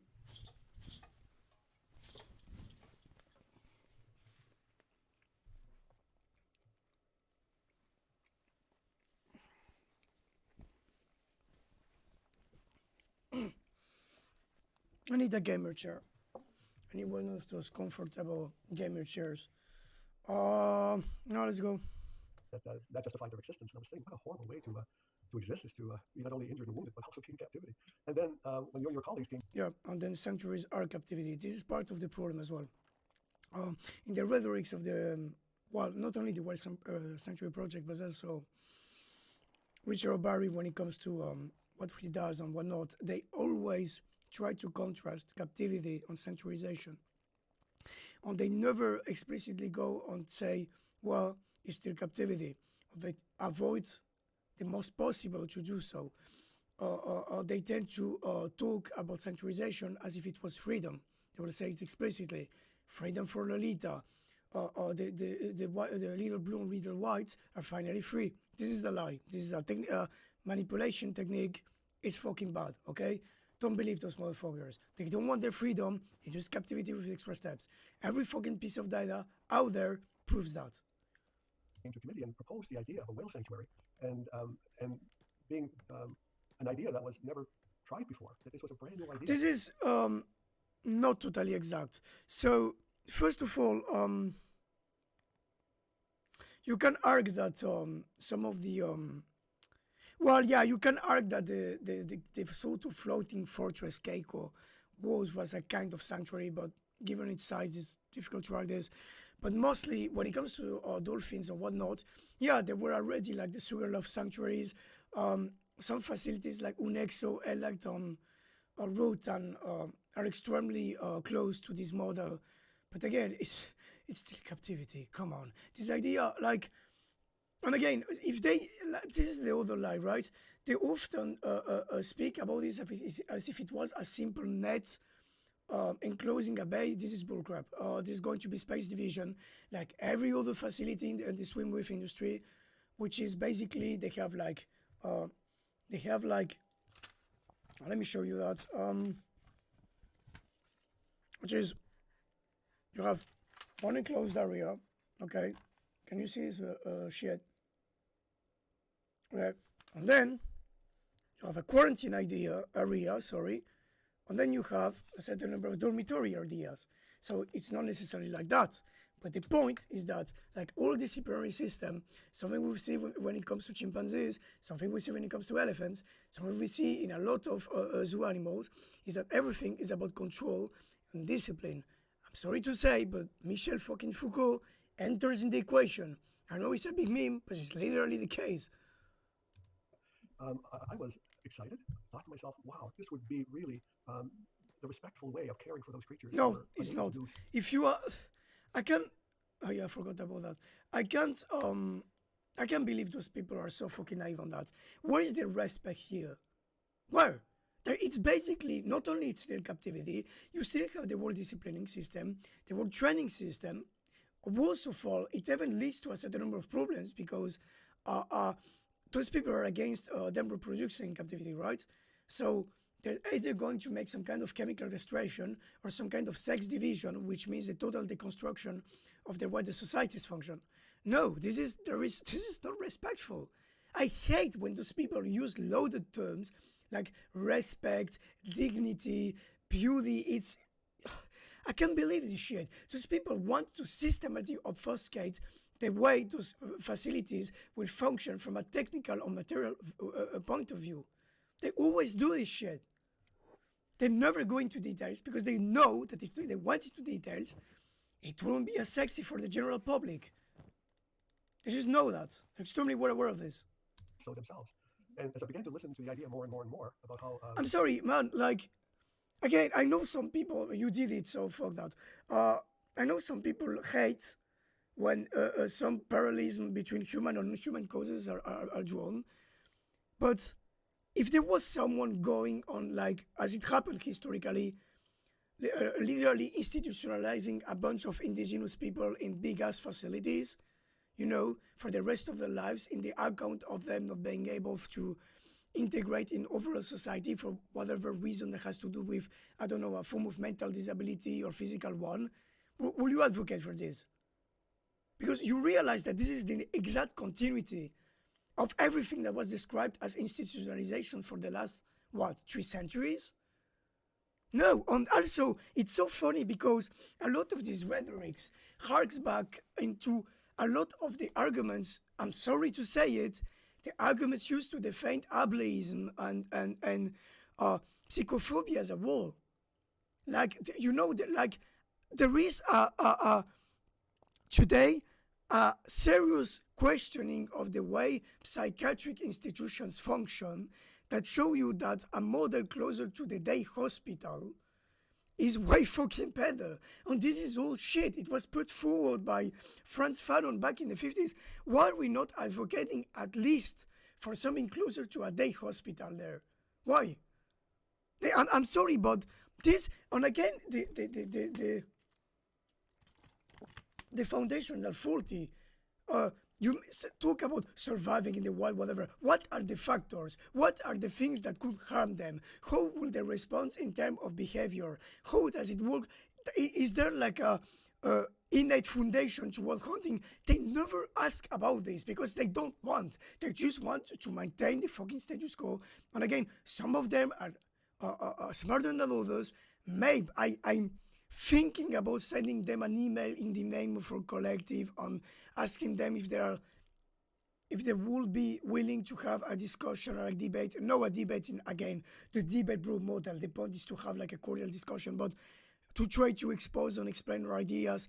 But like, again, we're humans, okay? You can be the most indigenous person in the fucking planet, or someone that is totally, for many reasons, outside of a certain mainstream Western civ, etc. We're all impacted with the way our society functions in the realm of ideas. We are, okay? The notion of non-humans as property that we can handle at will is something which is pervasive in the entire planet since, 3 centuries? Like, come on. And it's linked to, like, whatever. This is... a significant area of the ocean would be used to allow these creatures to be safe and looked after. This is not true. Well, this is interesting, right? Because they say significant, it can mean everything or nothing. As far as I'm aware, the space they want to use is something up to it's something up to 3 hectares. 3 hectares from a cetacean point of view is fucking nothing, especially if you consider depths and whatnot.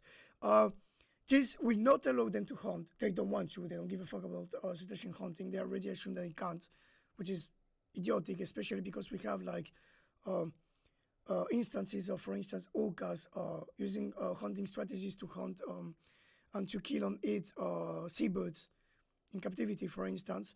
And again, this is completely random because when, for instance, they go and say something like, "Oh yeah, they forgot how to hunt in captivity," they never precise. Okay, but how could this be reversible? Blah blah. They never think about past liberations, like, could it be that for a certain amount of training on, then they plot like seals when Jeff fucking Foster liberates with training behaviorist training-based methodology some of their cetaceans. But when they sanctuarize them, they also applaud. Like, what is the criterion they use to, like, discriminate whom is going to be liberated and whom is not? It's completely random. They don't give a fuck about this shit. And again, then you go to classical range ornithology and all of this is like easily disproved, but whatever. I was sitting at the time next to Senator Tom McGinnis, who was also... And also, this is not true because even if their main area is going to be penned, there's going to be a space division on schedule, which basically means that at a given point, all the fucking cetacean need to go to the quarters and whatnot. This is something that we see in the older film industry. This is something that we see in ape sanctuaries. This is something that we see in most institutionalization of human-to-human operations like... Scotia. In fact, he lives in Sheet Harbor. And I remember turning to Senator Tom and telling him, Tom, we Sorry, have I to get can't hear. Wait. I don't know who Tom is. It may be Thomas White, but I'm not sure. I wonder if you could tell me a little bit about when you and your colleagues came to committee and proposed the idea of a whale sanctuary, and being Also, it's funny because an this idea is that was another. never tried before. That this was a brand new. This is not a brand new idea. I talked about like the sugar law from some dolphinariums that are extremely close to the sanctuary model, but not only that, but you have a lot of competing projects. Okay, there's the Richard O'Barry sanctuary system. There is the one proposed in Australia by the AFD on the AMR. There's the one proposed by the Baltimore Aquarium. There's the one proposed by LAV on EndCap with Barcelona, the Barcelona Zoo. There's the one proposed in Tangier by this French marine biologist. No, it's not a novel idea, okay? This is bullcrap. All of the fucking projects in the respective website on shit, they love to say, we're the first one that want to make us. This is not true, okay? Those people hate each other, they compete with each other, and they don't collaborate. This is part of the one of the big pieces of evidence that everything is going to be, if not about money, at least about ego, okay? If they were trying to genuinely pursue an ethical goal, they wouldn't compete with each other at that level. They won't. They just won't.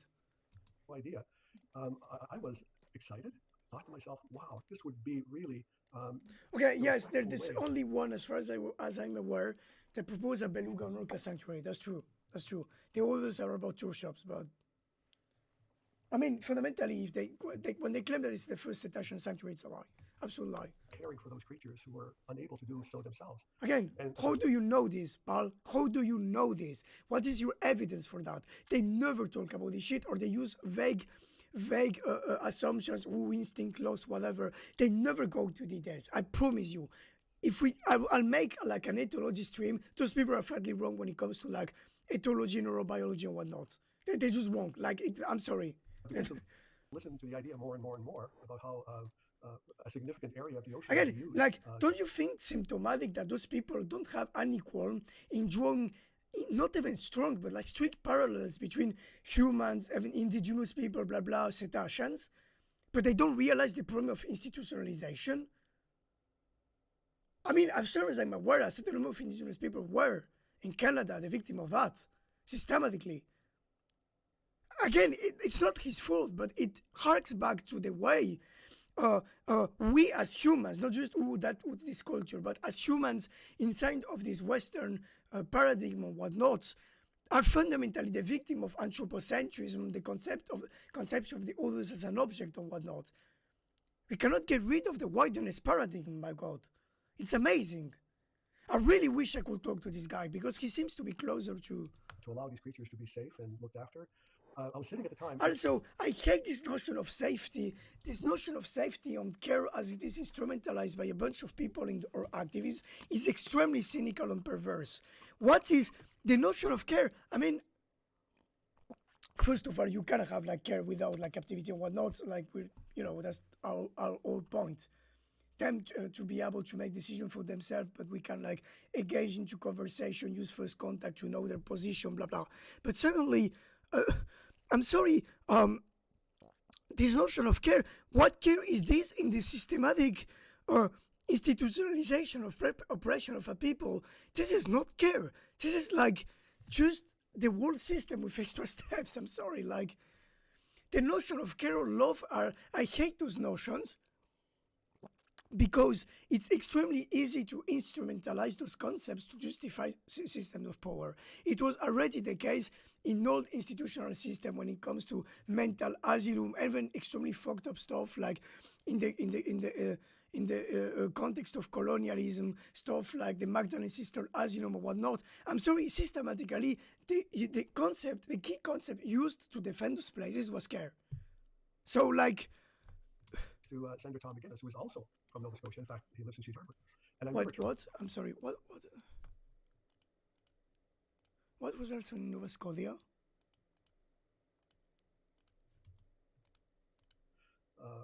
A significant area of the ocean would be used to allow these creatures to be safe and looked after. I was sitting at the time next to Senator Tom McGinnis, who is also from Nova Scotia. In fact, he lives in Sheet Harbor. And I remember turning to Senator Tom and telling him, Tom, we have to get this in Nova Scotia. What did you say? I don't understand what you fucking love. We What? have to get this in Nova Scotia. Why?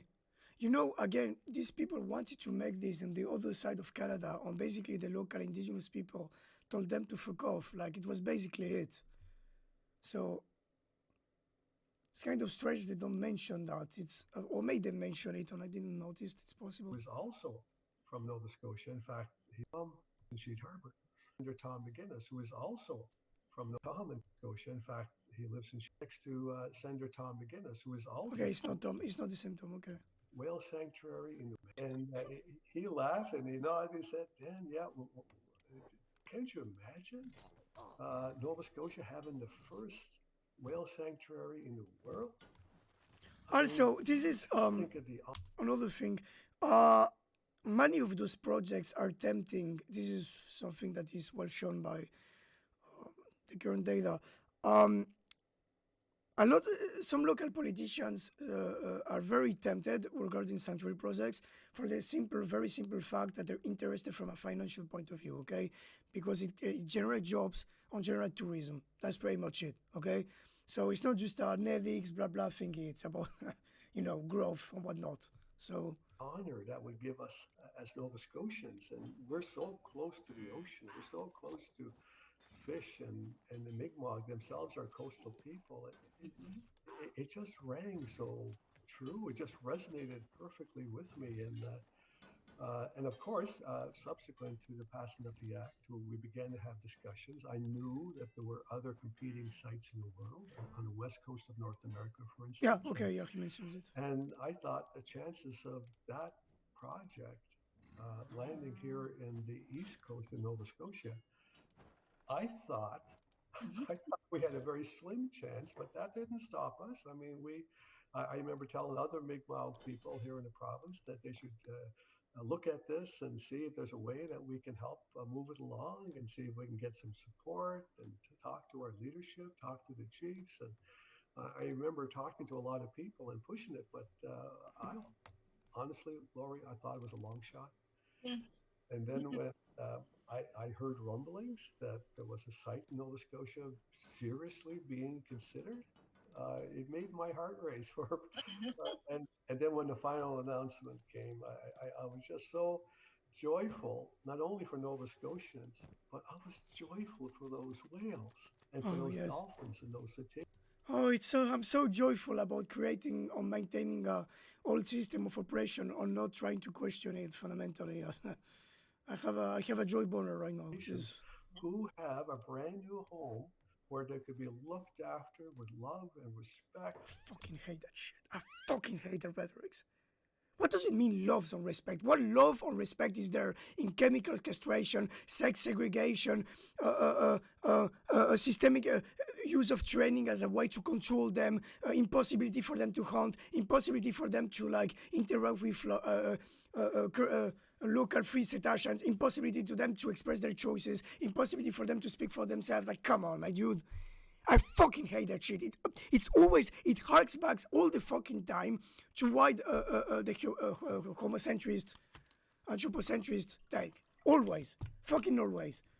You can have the most progressive, galaxy brain people in their activism, people like Malcolm G. Brenner, or fucking, or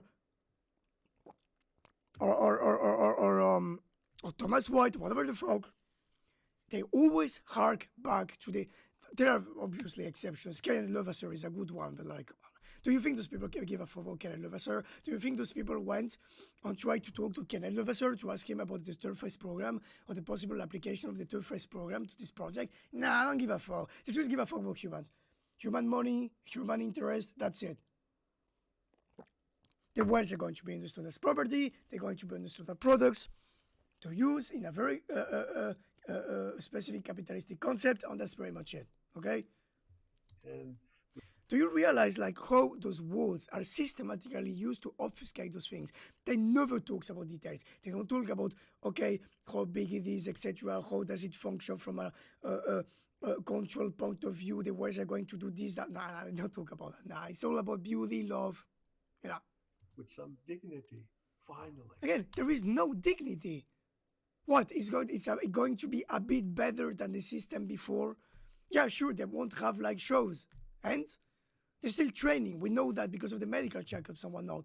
Anyone, basically, any pro sanctuary that tells you there's not going to be training is a liar or an idiot. It's obvious. Training, as per se, is like the fundamental tool of controls of non-humans in captive settings. It just is. The idea that they won't use training at least for medical checkups or space control is ridiculous. It's just ridiculous. And that was the relief I remember feeling. So I'm so thankful for the whale sanctuary coming to Nova Scotia. I know we have a lot of work to go, but Oh, sure. You know what? Well, Is it this motherfucker on Facebook? Daniel Christmas?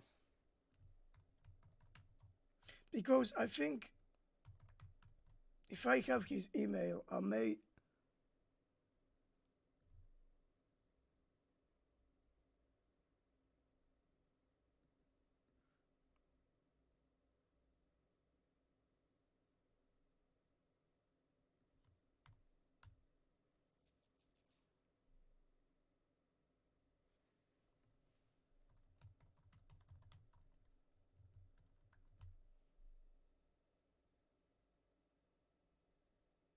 He, I don't understand. He doesn't have like an official Facebook page or something. Oh, well, what is his email? He's probably never going to receive it, but whatever. We can try. We can, try something.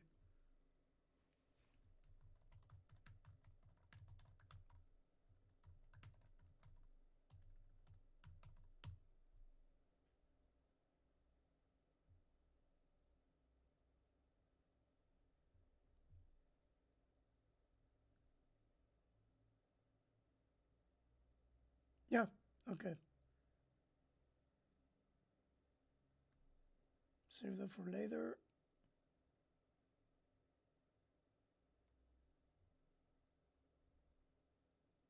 Wait, I have an issue with.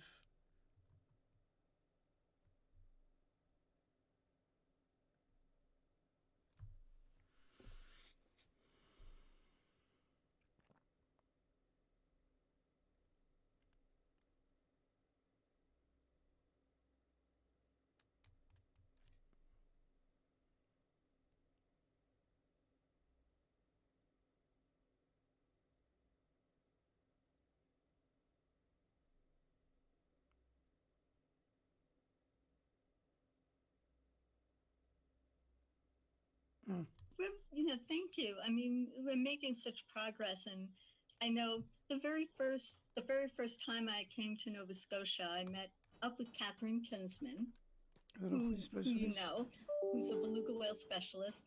And the first thing we did is we met with Chief Terry, Chief Terry Paul, in Dartmouth, and proposed the idea to him because we felt that, well, if it's okay with him, then Another thing I want to do is maybe this is a long shot, but modern days debate.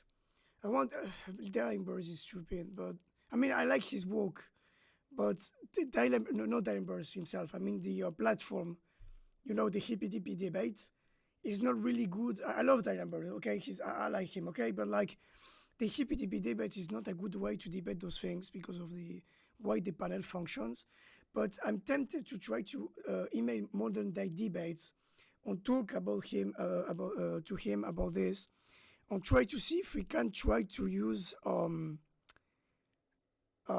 if he can try to contact, I don't know if Marino, but at least someone from the Whale Sanctuary Project or a representative or something to try to debate basically the ethics of sanctuaries and whatnot. But Modern Day Debates is a great YouTube channel. I'm thinking about this seriously. it's probably okay to do this. And then we, after that, over the next couple of years, we went up and down the coast. And the thing that really, and I have to say, we've never had meetings with members of McMahon that were not positive and supporting.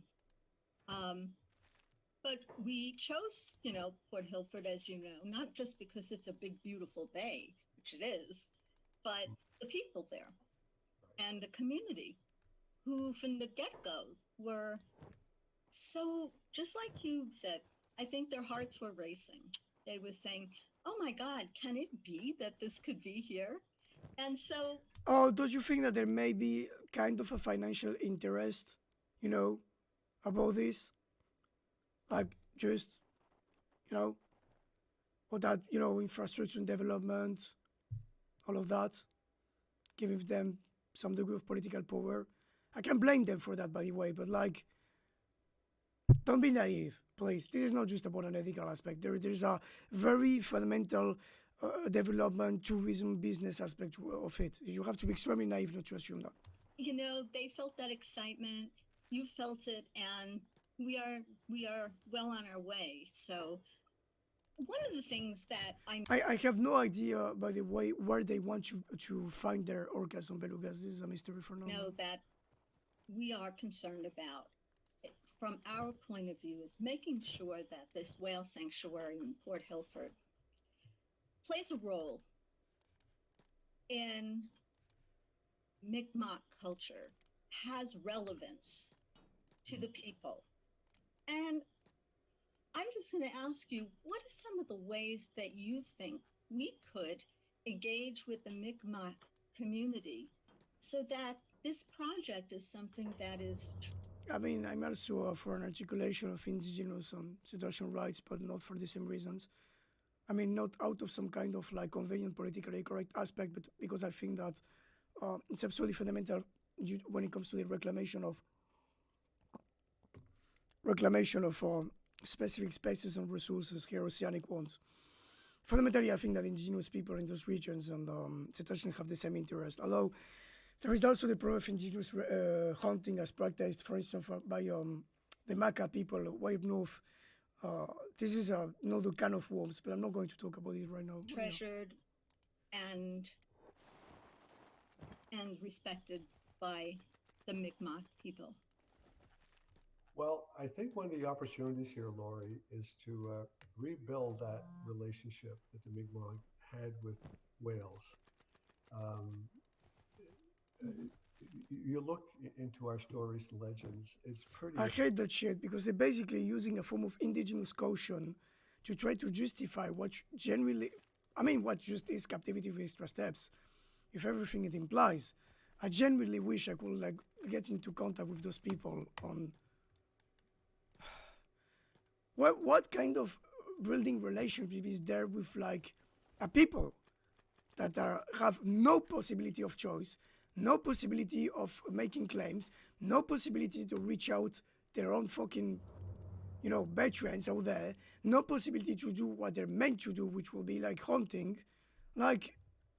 Obvious that Yeah. that relationship was there, that the whale family was highly regarded and they were held with a great deal of honor and respect. Um, so I think I don't want to impose them in particular, but I'm worried about certain discourses, including from indigenous population, that talk about respecting blah blah the other. In that sense, that this is the same discourse used by some indigenous whalers as well. You can try to justify indigenous whaling when it comes to culture and whatnot, which I understand, and you cannot totally disregard the fact that exploitation of forms of destruction can articulate themselves with discourse of respect. And we see this as well when you talk to trainers in certain zoos and circuses or like to hunters in the Western world, they will have a discourse much of the time which is not fundamentally dissimilar. Ooh, the respect for the prey, blah, blah, the symbiosis with nature. I'm extremely worried about that. I don't fall for the politically correct trap to assume that because an indigenous person has a discourse that amounts to a form of respect and whatnot, it means that you have to, get your hooks off of the problem from an ethical point of view. worry. Being right here in Nova Scotia, right off our coastline, I think there's an opportunity to help not only our elders, but also our children. to learn once again about the stories, to learn once again about the relationship, to learn once. By observing captive whales under what amounts to an attraction owned by basically the same mother company that also owns SeaWorld. Like, I'm sorry, but do you realize again how those people use very specific strategies on words to obfuscate the extremely concrete material issues with that? They cannot talk about institutionalization, sterilization, blah blah. They have to talk about care and love because that's the way of not looking at the problem. Okay? This again, it's strategy. It's basic strategy. Once again about who they are. We don't do that. In no case, we are honest about everything. We talk about everything. We show how those people are going to function. We talk about the modalities of our project from a technical, ethical point of view. We talk about the risks as well because, yeah, there are some ethical risks with first contact. We are extremely honest with everything. Those people aren't. Like, I think we've forgotten who they are as people, as persons, and to reconnect with that relationship again. So I think there's an but opportunity. again, what relationship is there? Why? Some indigenous child is going to watch a captive orca in a pen and they're going to like recreate a relationship. Seriously? You know how one could recreate those relationships, right? To what you talked before, first contact, which again is not seriously like engaged by the Wild Sanctuary Project, any of those motherfuckers. They have no interest in it. What interest will they have in the orcas speaking for themselves?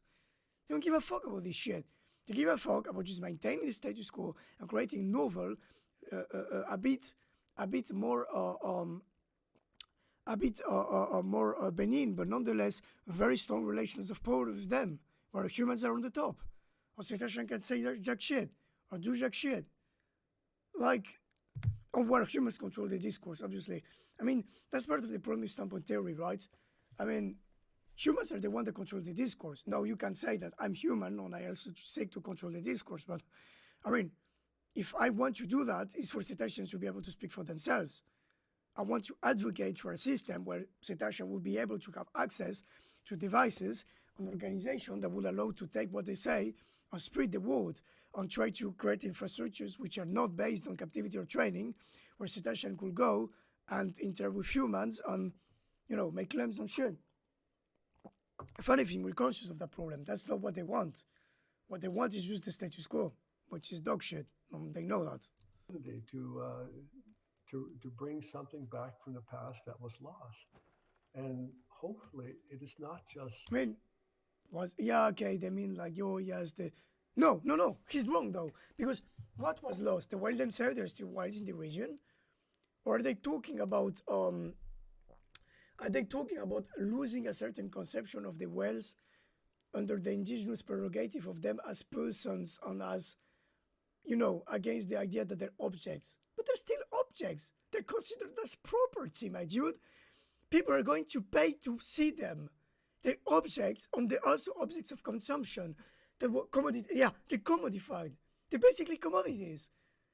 And even if they weren't, like in the rich or buried case, they're still be understood as property. But humans are on the top, so they decide for themselves. There is no, I'm sorry, he's flat wrong. He's just flat wrong. He's like, I don't know what to say here. It won't just remain with us as Mi'kmaq. That hopefully, you know, we as Mi'kmaq people can also share that with others as well. That others will come to Nova Scotia and see these beautiful creatures, and we can share.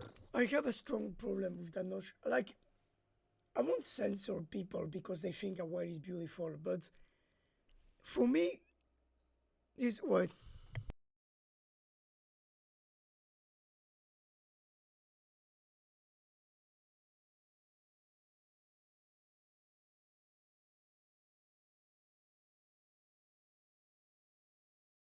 Okay, the problem with the notion of the beautiful whale, blah blah, is that it amounts still in the end into a form of commodification, right? Like, we want to just consume whales. What sanctuary projects today are is fundamentally just a certain public that still wants to consume whale, but they cannot. Oh my god! Wait.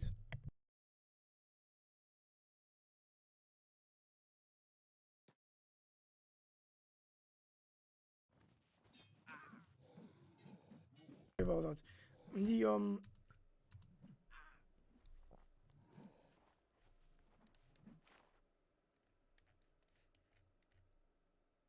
this is boring. I'm going to leave.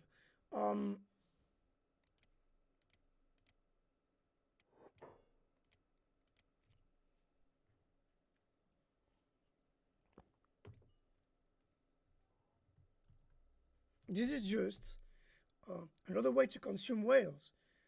There is just a shift in the demand for the way we humans are to consume captive whales, but that's it.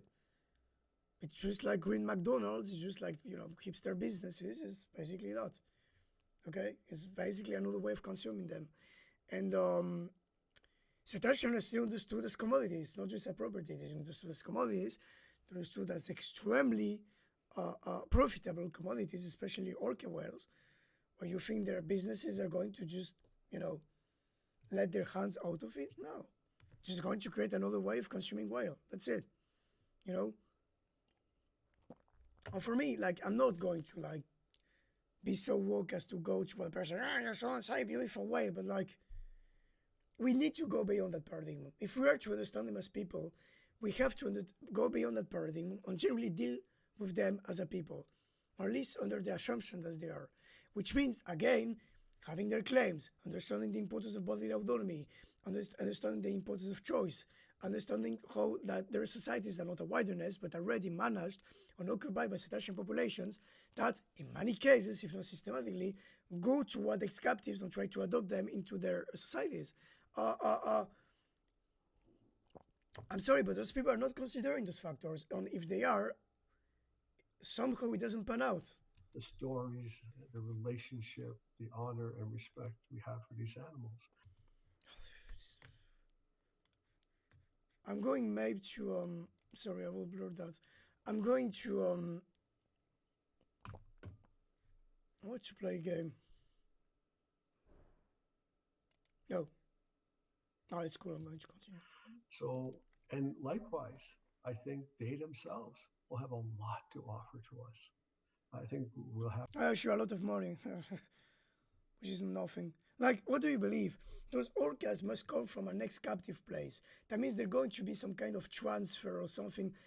Again, I'm sorry to use the Alex Jones data on that. The people behind the WDC on the current Beluga sanctuary, okay, is Merlin. Merlin is owned by Sea Life. Sea Life is owned by Blackstone. SeaWorld is also owned by Blackstone. Okay, Sea Life, in fact, tried several times to purchase some of the SeaWorld facilities and proposed them a certain number of plans for reconversion.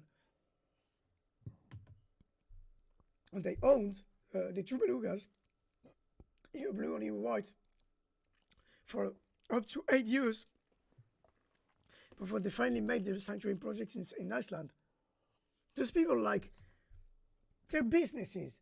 They're obviously going to reason like businesses.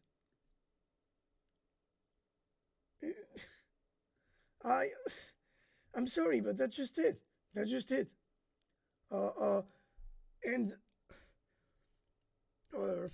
have to be careful. We have to listen carefully to what they will teach us, and I'm sure they'll teach us a lot.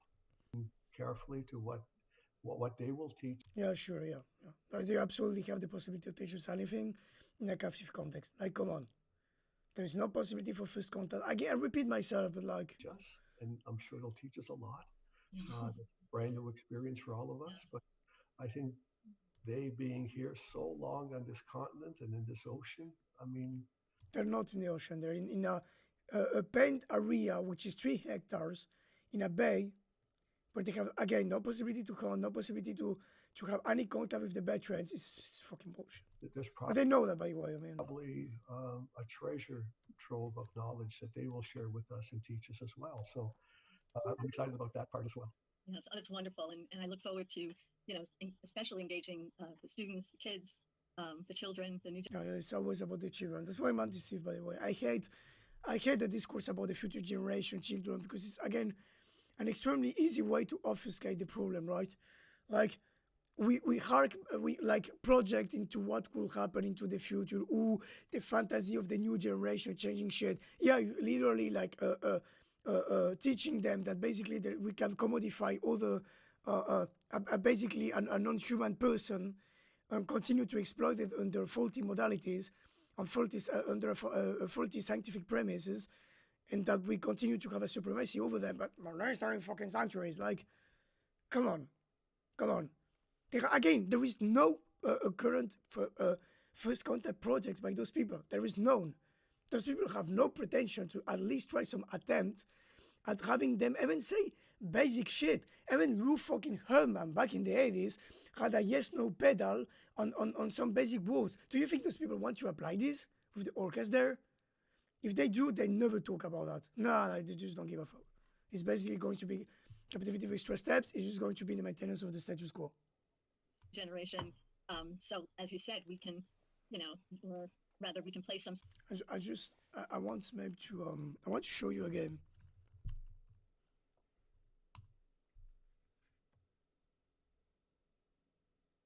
No, not this one.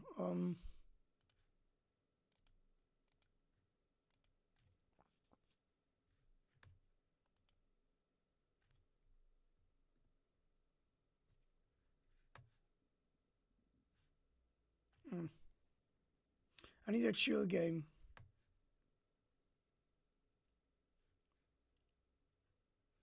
What will be a chill game?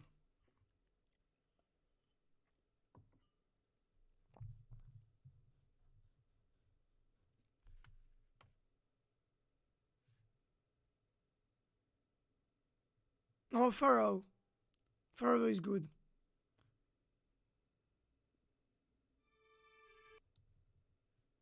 I'm just going to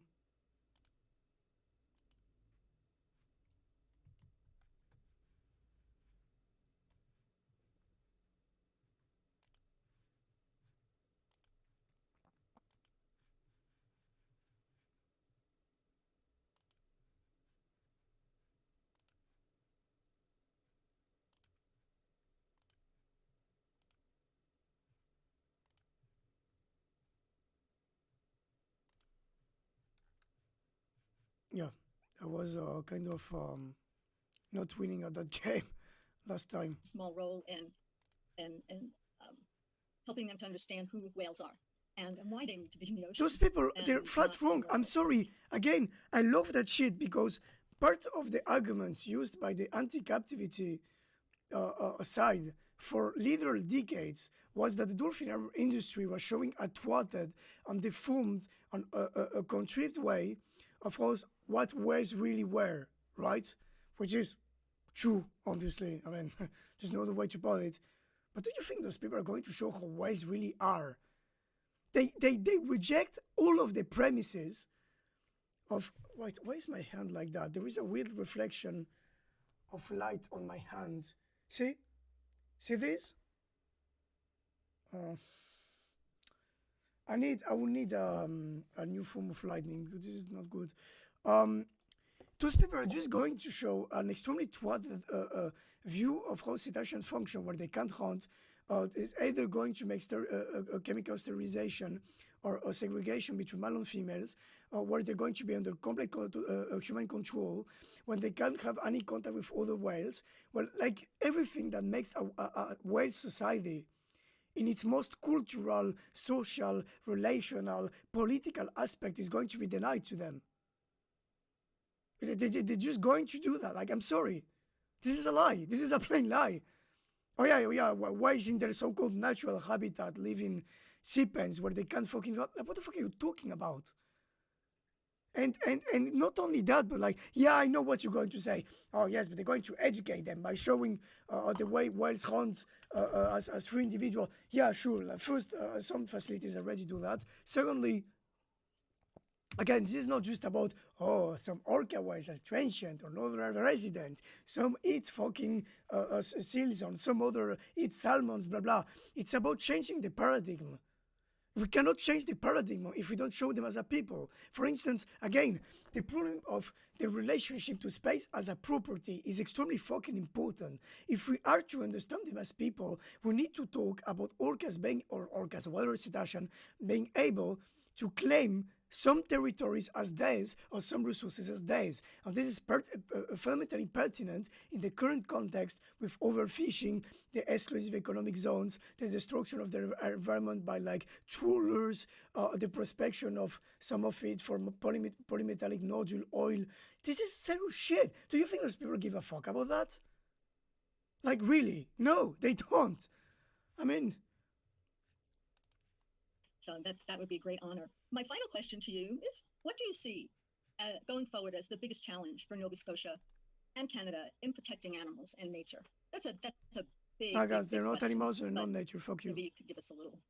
Well, one of the advantages I have as sitting as a senator is I get to see the nation as a whole, and I get to hear different concerns from different parts of our great nation. And most recently, Senator Murray Sinclair, who just retired from the Senate after 5 outstanding years of service, he was the original sponsor of the of Bill S-203. That's right. He had introduced a bill in Parliament, No, that's and he wanted to have this very same principle of shit. not putting Oh. into captivity other species. Again, sanctuaries are captivity. They just are. Stop talking about the rest of the dolphinarium industry, which they are part from not only from a factual but also from a corporative point of view, as they were separated from sanctuaries. Sanctuaries are captivity. They just are. They just are. I'm sorry. This constant, like, I hate this use of like these rhetorics to obfuscate the problem. It's Elephants, who unfortunately are. Yeah, there are similar issues with elephants. Elephant sectorization is now extremely ubiquitous in many parts of the world. I also fight against it, and I also think that we should create some kind of device to talk to them. Unfortunately, elephants functioning with infrasounds. From a technical point of view, it wouldn't. You can't just reverse the process of ultrasonic frequency. We will, a frequency shifting on the ultrasonic level. We will have to find another method. But in theory, I think it's possible, and I think it should be applied. Behind bars as well. Whales were in small aquariums or small swimming tanks, and I mean, again, part of the problem as well. They love one of the strategies I observed. Both Rick on with the World Sanctuary Project do that. Is that they absolutely love to always contrast what they do, with tank-based environments. Now, it is true that today there are no, as far as I'm aware, facilities open to the public facilities where orcas are captive in seabeds. It's only tour shops, and then there's some beluga whales, notably in the Arctic Circle in Russia. That's true. But the seabed-based facilities exist. They're like something like 1/5 of the industry. They just exist. They're thriving. Arguably, they're even more thriving than the current tank-based one. Again, it's not only like the Rotan Institute, UNEXO, ALAT, a bunch of facilities in southern Florida, as in the case, a lot of facilities in the Black Sea port tour, in Japan, in fucking in the Yucatan Peninsula, in what we call the Quintana Roo. Like, again, like they never talk about sea paint-based facilities because they know that if they did, their discourse will be diluted. They have to constantly contrast this with the tank-based facilities, which are dog shit. I mean, obviously, I'm fundamentally a pro-cap. I'm totally against the dolphin industry. But the problem is that the current sanctuary system is completely in the continuity of the old dolphin industry. They just are. They are from a structural point of view, they are from an ideological point of view, and they are from a business point of view. They just are. The same thing also applies to great apes and elephants. And so this particular bill, Murray now has asked another Indigenous senator from out west, Senator Marty Klein, to sponsor this bill in the Senate. It's called the Jane Goodall Act. So this is going to begin the long journey through Parliament. Yeah, I have a strong dislike of Jane Goodall because basically Jane Goodall supported part of the captivity of great apes, and which made her controversial in some circles. About like basically, she's extremely hypocrite. Or not sanctuaries, mind you, which are already dog shit, but like, in zoos and shit, which is unforgivable, absolutely unforgivable. I know Kick the whales. And those people continuing to like, licking her boots is impossible to understand for me. Like, Captivity one had a long journey, and I suspect this one will. But if we are able to articulate the respect that we think these species should have as well, that they shouldn't be behind bars, and maybe. yeah. So what? So you think that sea pens are not bars? What the fuck are we talking about? I hate that they never admit frontally, or very seldom so, okay, that sanctuaries are captivity. They are captivity. They are on paper captivity. What, you think that the orca is going to have a little door when they're going to get in and out?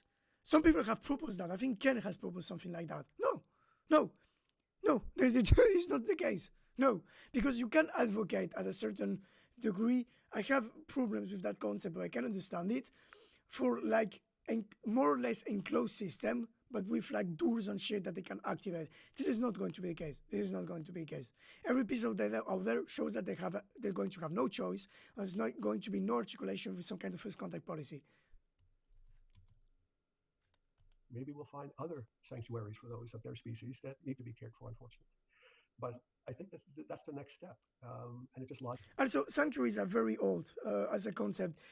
Some of you may be familiar with the Cornish Seal Sanctuary in Cornwall, which is basically the point is that first, well, it's from the 60s, but sanctuaries tried to really multiply by the 80s, 90s. Fundamentally, they were understood as the dump of zoos and circuses. When zoos has individuals that were too old and shit, they just dump their here. Or if they were like really shitty roadside zoos, they were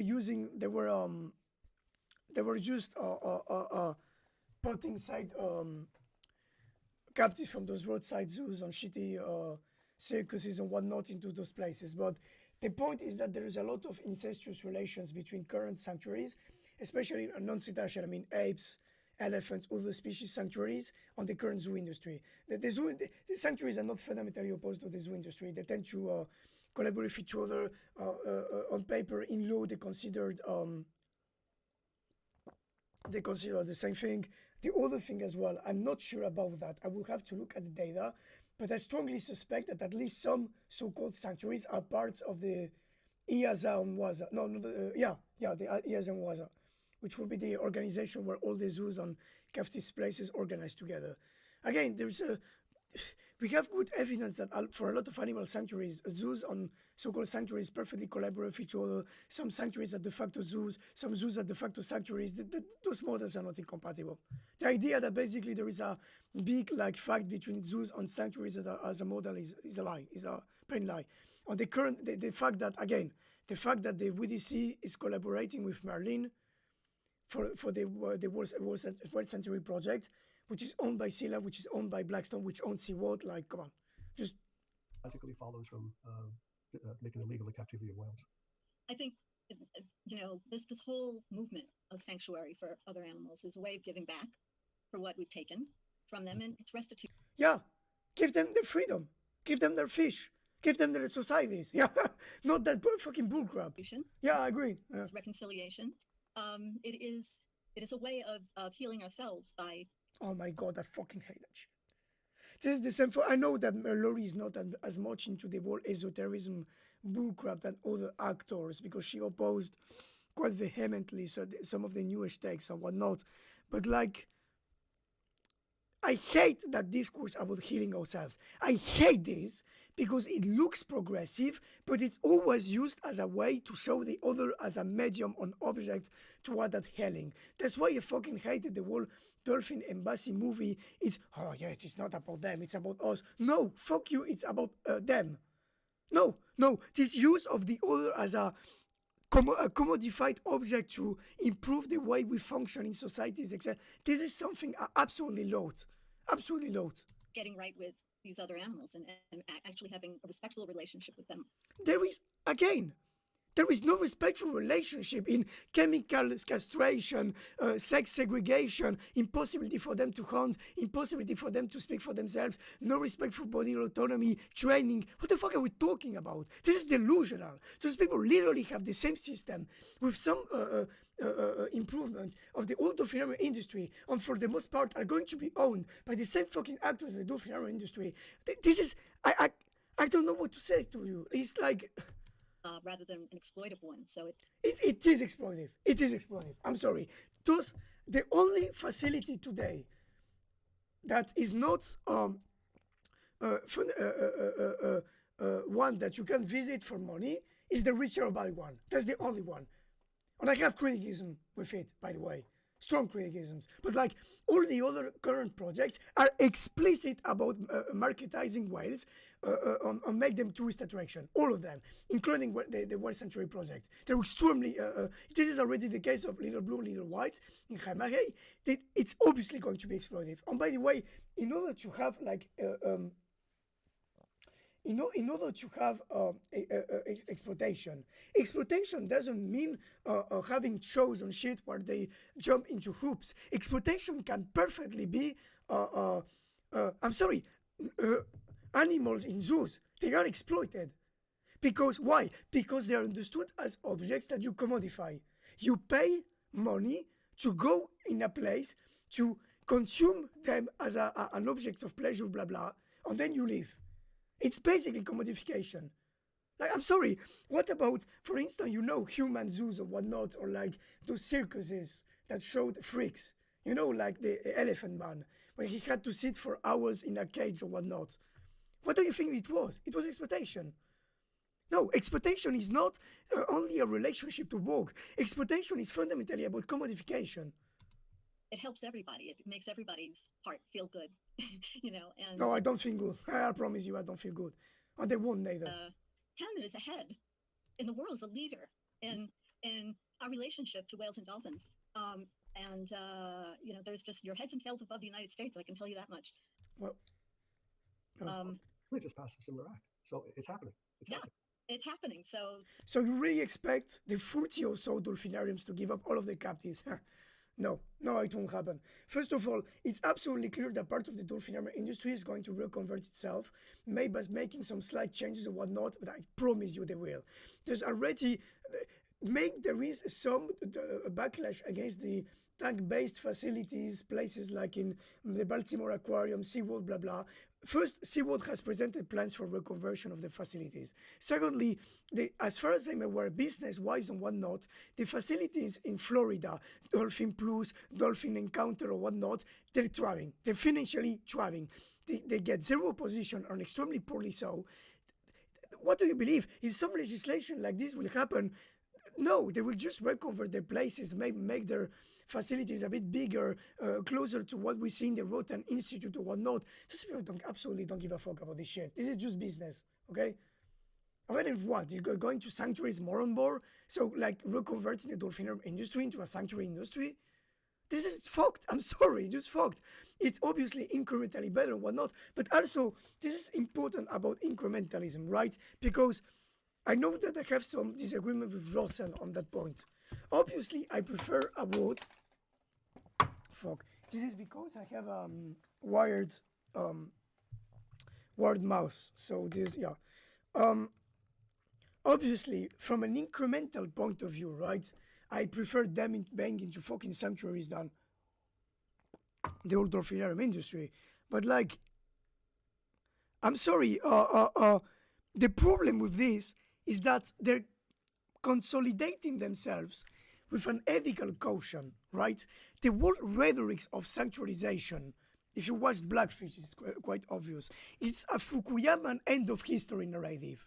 And activists are not like into a wheel of saying, okay, they're going to be sanctuarized, but we're going to look at carefully at those places, inspect them, check up for a while what's going on, if there are no abuses. Do you think those people are going to do that? No. The entire rhetoric of our activism is that, sanctuarization, we just leave, no activism. That's basically it. Sanctuaries are understood as the end of history, the end of the line for those captives. That's it. They're basically, I know that it's like the stupid arguments some Bernie or Boss use, Biden is going to neuter the left. But this is basically it in that case. There is a clear discourse of neutering or activism on making it like, I'm sorry, this is it. This is it. Like,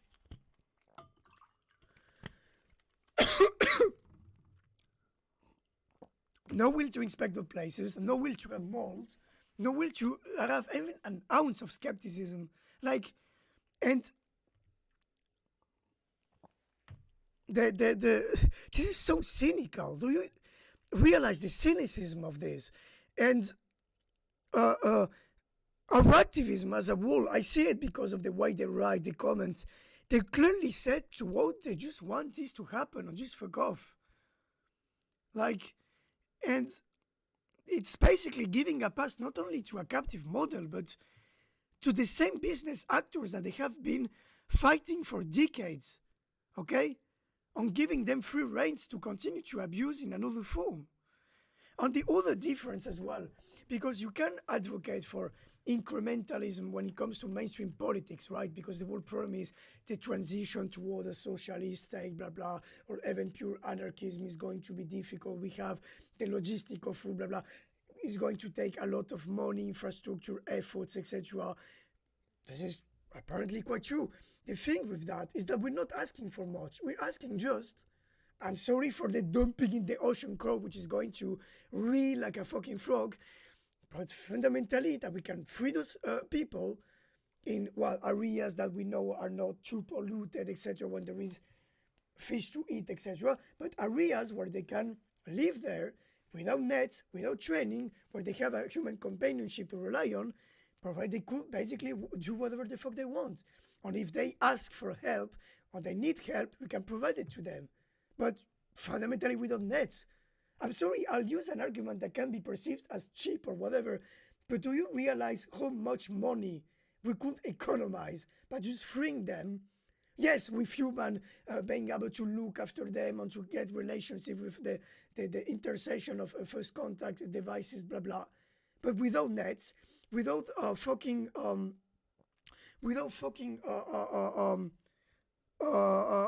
training, without all those fucking infrastructures, or at least at a way smaller scale. I'm sorry, but my idea is more economical than yours. Like, I'm just sorry. And the thing as well, even if you use the dog shit tourist argument, would it be more interesting if people went to Nova Scotia, whatever, to speak to the whales and engage with them as real people, rather than just look at them as another commodified attraction? I mean, third phase program by Ken, my dudes. So it's wonderful. Well, let me turn to some Q&A here, some questions, because we have a lot of them. And it says, it's by David. He says, what is a good way to communicate with whales? With being anthropocentric in the listening and knowing, I guess he's trying to say, how can we really listen or hear? Yep, you see? They understand the problem standpoint theory, but they don't engage into it. It's amazing.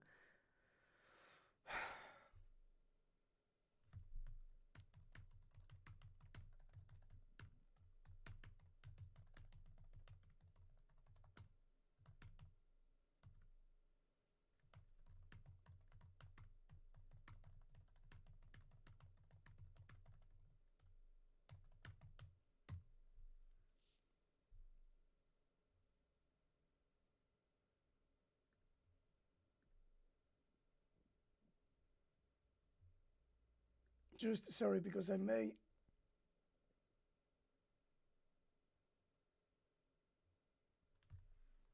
join later in a Discord stream. Hear or see them without being so in ourselves, so anthropocentric. Yes. I think the key there, David, would be to focus our energy in understanding their language. So it takes us out of ourselves and try to put our minds into their minds and to listen carefully to what they're saying. Yeah, which they had no project to do so. He's absolutely right. I cannot fathom the fact that this guy realizes the problem, but they don't realize the consequences of that problem. Again, I don't know if he's naive or what. Do you think that the people like Marino and so on are going to create, establish some form of first code? They don't give a fuck. We even know that in theory we can establish with some kind of lexicographic system. They have no will to do so. No will. Absolutely no will. And I understand that there's individuals who study whales who are beginning to discern that they have a distinct language. Yeah, it's just, we knew that since 60 years. And But they speak to others, and they speak perhaps to ourselves. And I hope we focus on that we begin to learn the other languages of other species. And I think that will take us out of ourselves. And then we will begin to realize that they indeed have their own voices and that we should listen to them. yes, why not applying this when it comes to their choices about being captive, on being trained, on being prevented to do all the things that whales normally do? Like, I'm sorry, but like, again, most of the arguments, I did like this in another stream, but realize that a lot of the arguments based on medicine, like, oh, what if they forgot how to speak because of a prolonged captivity? What if they're maimed? What if they have some illness? It could be perfectly solved by the fact that they helped each other systematically. That they when a hunt, as a whale cannot hunt by themselves, other whales give them the food, or by the simple fact that we can do that in a free setting, which already happened with some whales, by the way. Freed whales. It happened with some beluga in Crimea. I know for a fact that it happened with Vladimir. Yes, yes. And I think also they tell us how they feel with other ways in terms of their health, how they act, and their behavior, and you know, their So for instance, Laurie, imagine if we could. Okay, what if they asked, "Hey, I want to be able to have children. I want to be able to fuck other whales." Interesting, right? Or, hey, I want to get out and be able to hunt and do whale shit instead of banging your fucking crummy 3-hectare sanctuary, Laurie. Understand what they were saying, what they would tell us about climate change. Seriously? You're going to pivot to that? Oh, what about what they want to ask about their captivity? I can't realize this shit. They always do that shit. They see the problem. They have the problem staring into the soul. Oh, pivot. Pivot. It's... I'm not sure we'd want to know. I think it would be a rude awakening for our species. Yes. What do you think? Oh, I mean, they've lived on this planet for millions of years, perhaps, and for them to have an opinion and tell us. I mean, it's probably true. I agree with them on the paper. That's not the problem. My problem is that they fundamentally pivot about standpoint theory. Like, Marino kind of excuse, what they could tell us about other ways, blah, blah. Like, what about their life conditions? What about claims? This is also the thing with standpoint theory. I strongly dislike, in French we call it parole située, which will be situated. Yeah, situated speech, sorry. In English you call it standpoint theory. In French we call it situated speech. It's not just about their opinions about theory or whatnot, or even their experience at a certain degree. Because, I mean, again, you have like people that are part of minorities that hate other minorities or whatnot. I'm interested into experiences, but then, experiences can be based on whatnot. No, I'm far more interested into claims. Like, what do you claim? What do you want? What do you demand? That for me is fundamental. And I highly doubt that they're going to just say, oh, everything is fine. I mean, one of the things with nets, right? Why do you think there are nets? One of the reasons they have nets is because they don't want them to wander off and escape and do what the fuck they want. It's a logic of control. Like, it just is. You cannot avoid the question. I know some idiots. Sometimes I discover with people that told me something like, "Oh yeah, but what if they put the net so people don't go in to like bother them or whatever?" No. First, factually, they are captives, so there is no respect for the bodily autonomy or the freedom of decision. They're de facto captives. I mean, even if you want to like protect them, they can't get out. Their choice on this is not respected. It's their captivity. Secondly, again, why then the whole institutional like system based on training, space division, or whatnot? Like, come on. The Earth now into their oceans. It's their oceans, not ours. Yeah, it's their ocean, not ours. That's why we need to have a reflection about territorial claim. Something that you, as part of the Mi'kmaq people, should be one of the first people to understand. You probably understand that, by the way. And part of the problem is claims. Again, I repeat myself, but for me, this is so damning. This is so evident to me. I can't believe this shit. What's happening there, we need to hear. And this would be, I think, in my mind, an expert witness who could tell us what's happening and what we need to do about it. So, but again, it's moving out of ourselves and moving into them and having them voice what they see. Yep. Do you realize that she doesn't give a fuck about this, right? She knows the problem, right? She realizes there is a problem with it. She doesn't engage into it, because if she would, the whole point of a sanctuary would be, I mean, drained down the toilet. Those people don't want first contact. They toy with it, they play with it, they love to talk about the possibility. They never do go into it.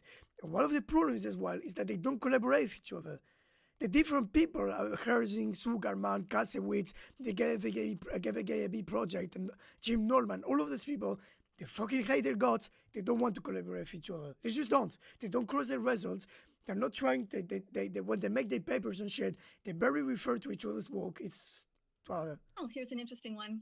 Are you afraid, this is from Donna, are you afraid that if one species of animal has more rights or is starting to gain rights, that it will open the floodgates for other species? So why afraid? This is not. This is a point about the general way that anthropocentrism tends to express itself in our culture. A lot of people tend to understand animal rights and whatnot as a potential danger. Why?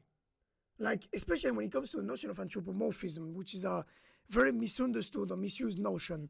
Like, oh yeah, but there's a danger to anthropomorphism. You should be worried about it. First, Conrad Lawrence disproved all of this shit like 80 years ago. We know that, again, there is a regularity to our behavior. We can't interpret it anyhow. There are ways of looking at behavior that clearly shows something like mental state, consciousness, and whatnot. It also shows the, one of the biggest arguments in favor to a return to a revalorization of the notion of instinctive behavior is also that if you look at the way it works in a lot of superior vertebrates and whatnot, it's clear that instinctive behaviors are conscious and actively exploited by subjects. They're not like unconscious reflex arc-based systems. They fundamentally articulated with emotions. They can repress them. No, the thing is that, like, when someone says that, what? So if we say that a dog can have some degree of suffering or mental states, it will like destroy human beings in the way we function as a society or a civilization. What is the premise of this? So if we say that dogs can have some primitive form of linguistic, then like, do you realize how dumb this is? I mean, yeah, okay, if you're an anti-civ, you may take that as a good argument, but like, I don't think this is it. I don't think that.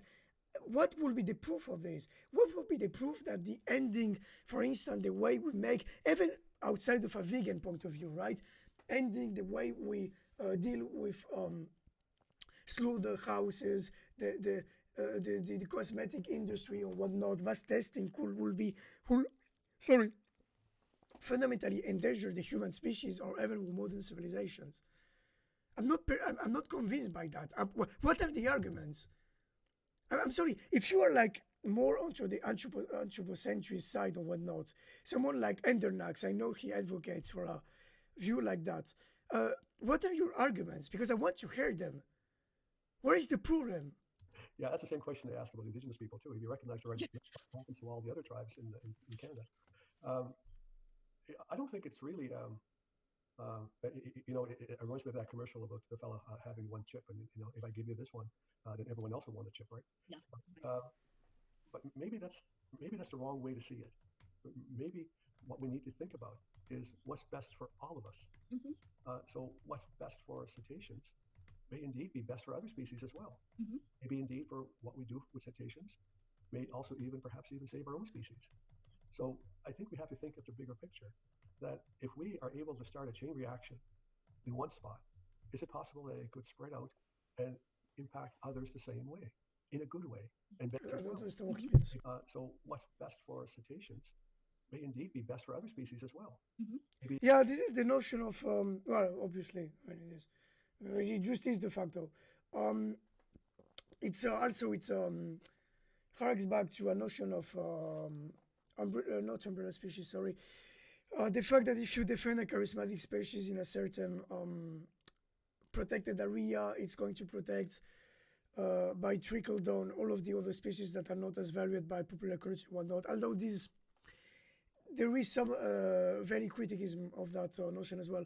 The point as well is, if we are to understand cetaceans having cultural societies, we have at least to posit the hypothesis that they may manage their environment, and that they may play a not just unconscious but conscious role in enriching or maintaining ecosystems. And this, if confirmed empirically, will have tremendous consequences in the way we have to take the territorial or resource-based claims. And again, this is incompatible with this take on the problem. It just is. Indeed, for what we do with cetaceans, may also perhaps even save our own species. So I think we have to think of the bigger picture, that if we are able to start a chain reaction in one spot, is it possible that it could spread out and impact others the same way, in a good way, and benefit all of us, not just one? So that's the way I tend to look at things. I mean, it's the same thing with indigenous people. If indigenous people in one part of the world achieve some degree of success and prosperity, isn't that great for all of us? And if other indigenous First Nations achieve a degree of prosperity and good health, isn't that great for them and for us? So it's the same thing with other species of living things on the earth. If we can find the way to look after them, maybe in the end they'll look after us. This is from Harley, who says, thank you, Senator Christmas, for all that you do, for being the voice for these beings. Yeah, and that's part of the problem, right? She is the voice for these beings, which means that a scientist, a brain expert, not someone that tries to understand this from a behavioral point of view, but from the point of view of brain studies, which are extremely problematic from an epistemological point of view, when it comes to understanding them, is literally being the forefront of an entire activism about their rights. Not cetaceans being able to speak for themselves, or us taking the wood, or trying to synthesize it, on diffuse it, which also poses a certain number of problems, but at least with an effort to no. Here, okay, representing cetaceans, on being one of the most virulent pro-sanctuary voices in the entire fucking planet. Don't you see a problem there? They have been talking, or at least dog whistling, the whole possibility of standpoint theory for 1 hour, nearly 1 hour, on basically it. And I know that you could argue that with us, but the thing is, A, we try to criticize the way we construct discourses or make epistemology. They don't. And secondly, we want cetaceans to be able to speak for themselves. So people don't give a fuck about that. They masturbate on toy about with the notion, but they don't give a fuck about that. I promise you they won't. If the captive industry for decades with Herman, Sugarman, Kasewitz, and whatnot have been toying with beating around the bush with this and done nothing, do you think those people are? Come on. So I'm just... Ah, shit, I have a trillion emails.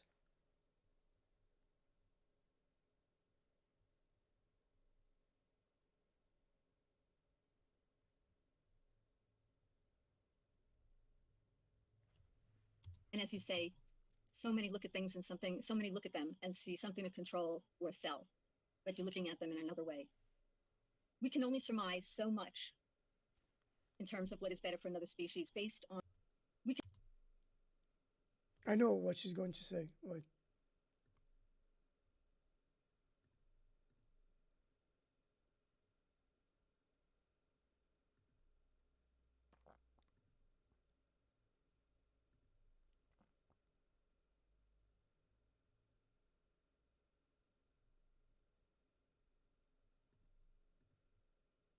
Sorry, just I need to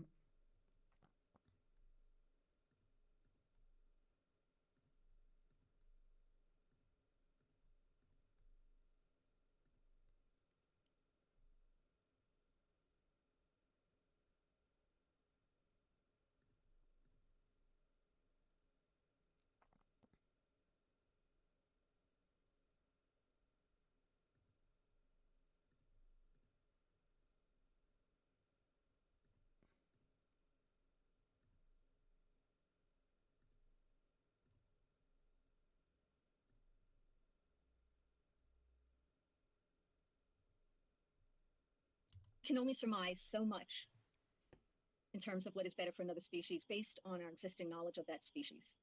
But I think this is not a question so much as what Parlay is saying is we have a pretty good idea, no? Seriously, this is. God. In terms of what is better for another species based on our existing knowledge of that species. But I think this is not a question so much as Yes, it is a question, Lori, because you people are literally engaging into it by continuing the old system. You know there's a problem with sanctuaries. You know there are ethical problems with them. You know that there's a number of issues that are going to be brought by them in terms of how it works an institution, training, control, etc. You know that. So again, the fact that she like avoids the question is extremely symptomatic. what Parlay The is fact that she doesn't go into details when it comes to that, right? saying is we have a pretty good idea, no? of what a beluga whale would want for her family. Yeah, and do you think a beluga whale will want you not being able to hunt, not being able to fog, not being able to have children, not being able to get out of a given enclosed space and visit it, and interact with other free cetaceans? Not like, come on, no. Like, Maybe we don't know everything, but I think that there's enough shared experience that if a mother beluga whale wants her children to be safe and free, that is not a crazy idea that goes do you realize how they spin the whole problem of family, of the understanding as what they could want as a people? She spins it into a mother-child relation. This is not nothing because because the use of the whole appeal to like families, the cutesy aspect of it is instrumental in her activism. Secondly, because it allows her to implicitly make a parallelism between her as a mother-like figure and that. This is not some kind of sexist rant. This is something that, as a rhetorics, I have both noticed when it comes to Marino and when it comes even in a stronger way in Ingrid Visser. She has been extremely expressive about it when she captured Bob the Killer Whale back in 2016. She compared herself as a mother responsible of a child or whatnot. Okay, this is again, it's a form of rhetorics using emotions and using a certain number of cultural prerequisites from our societies to try to obfuscate the problem and try to obfuscate the fact that we're talking about captivity and control. That's it. beyond anything that we might know about these animals. Would you think? Oh, for sure. I mean, sometimes what's not so common anymore is common sense. And so if you think about what we as mammals, as human beings, as mammals, the things that we need, that we need clean water and good food, we need safety, we need security, we need health. Doesn't it make sense that other mammals need the same things? Yeah. So do you first a zoo can argue this, even a circus can argue that, okay? Prisons and mental asylums or whatever the fuck have clean water and shit. This is do you realize how their discourse is not only fucked when it comes to like cetaceans or whatever, but it's also fucked when it comes to our understanding of humans and institutionalization? Like you realize this, right? Maybe they have different tastes, or maybe they have different wants or needs, but the basic needs I think are the same. So I think that was The captivity industry can argue, SeaWorld can argue that, okay, the dolphin, the whatever Dolphin Plus facility in the Southern Keys can like argue that this is not one of the proper reasons why sanctuaries. Mi'kmaq or other indigenous people bonded with other living things, because we saw a commonness, a common link between all of us. And we knew we had to share this one world. We couldn't, just take everything for ourselves. We had to make sure that other species survive as well. So I think it just comes down to common sense. It is common sense. Well, one of the questions here from Erica is There are problems with the notion of common sense, but I'm not going to. how will the go whale into it. sanctuary differ from aquariums? And Yep, that's important. I'm extremely curious about the dog shit arguments that they're going to use in less than 1 minute. Wait, 1 second. I need to go to the toilet.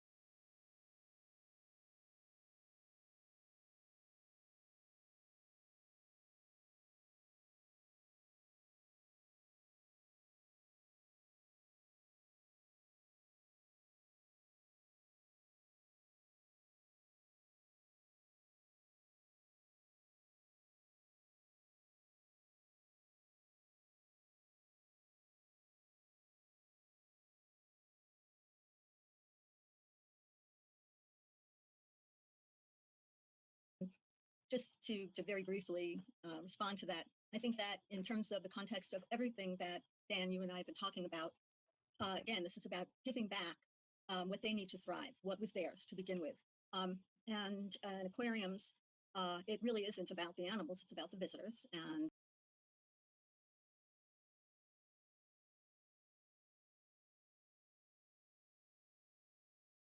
everything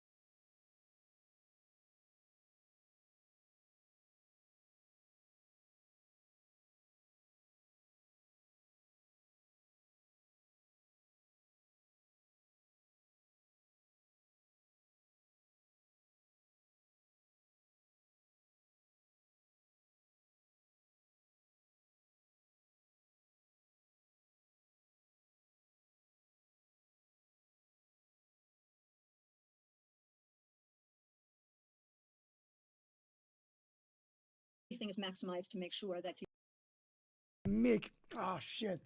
Okay, so what I was saying basically is that, let me, I'll code that. what they need to thrive, what was theirs to begin with. And in aquariums, it really isn't about the animals, it's about Okay, so basically what I was going to say is that even if like most facilities engage with space in a way that it maximizes the possibility for the captives to be seen, observed, and commodified by the other, with sanctuaries being like larger and shaped with the possibility for them to be out of the human sight or whatnot, it won't change much because A, it's still captivity where people have to pay money to watch them, basically to visit them. And B, even in the places where you can visit them, which is the case of some sanctuaries, or in the place where you can visit them, but you don't have to pay money, which is not only the case of some sanctuaries, but also of some zoos, like the one in Brooklyn, they're still understood as property on the against the captivity on institutional like a system of control is the same. It remains fundamentally the same. about the visitors, and everything is maximized to make sure that people keep coming to see these animals and paying. Yep. You see? She admits it. She admits it. She admits it. She admits it. While on the other them. hand, okay, wait, does she admit it? Because it's possible that I'm wrong. And in aquariums, it really isn't about the animals, it's about the visitors. And everything is maximized to make sure that people keep coming to see these animals and paying to see them, not to put too fine a point on it. But in an authentic sense, Okay. Yeah, like she was talking about the old industry. I'm an idiot. Okay. sanctuary. Again, this is a real attempt to return these people, these whales, to what is theirs and what their brain and their body needs to thrive. So, And again, this is so funny how she harks back to the whole brain rhetorics instead of talking of them, again, not as a brain, because no one will go and say what the humans will need as a brain. Okay, that makes no sense. We'll talk about it in terms of social, political, cultural, individual, conceptual modalities. Okay, we will understand that beings together create a world beyond the being, an abstract world, which structures fundamentally the way they act. Now, I think there's good evidence that this is the case for cetaceans, that this is the case for elephants. Those people don't engage with that, because if they did directly, the World Sanctuary Project will be moot.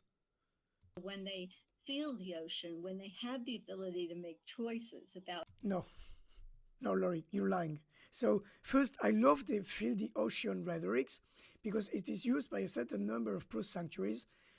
Ivan Godfrey, before his death, used to use that argument. Richard O'Barry uses it. when talking about his own project. They do that kind of stupid shit. These stupid rhetorics about, oh yes, but okay, this will be still be captive, but at least they're going to feel the sensation of the ocean on the skin, on the sensation of the sun on their dorsal fin, on all this fucking bullshit. And the simple reason, first, it's obvious that it's an use of poetry to obfuscate, again, relations of power, control, blah blah. But secondly, I'm sorry, this argument can be used, textually can be used literally by dolphinariums that already possess sea paint based facilities, like Rotan, like Unexo, like ALAT, like Dolphin Plus, like Dolphin Encounter, like event facilities in the realm of like rhetorics and whatnot. Again, what about someone like Jay Sweeney? Jay Sweeney was one of the biggest dolphin hunters, not hunter in the sense of killing them, but capturing them for the dolphinarium industry in the 70s and 80s. He captured hundreds, if not thousands, of cetaceans for the American trade in particular. No, he owns, at least he is remains the director of a swim-with sea pen-based facility in Polynesia, French Polynesia, the Dolphin Reef Moorea. I'm sorry, if I, as an activist, went over and criticized it, do you think, imagine him going on saying, oh yes, but they can feel the skin, the breeze of the fucking sea on the skin. I'm sorry, do you realize how fucking, perverted this argument is?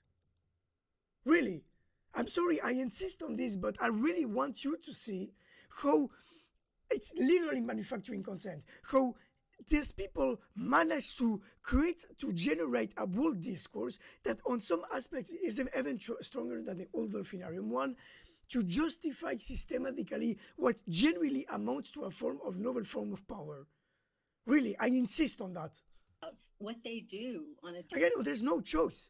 Do you think they will allow them to escort them out for some moments? No. The whole point of sanctuaries, like the whole point of dolphinariums, is the denial of the notion of choice. There is no choice here, none. And they're extremely aware of that. For instance, look at the little blue and little white.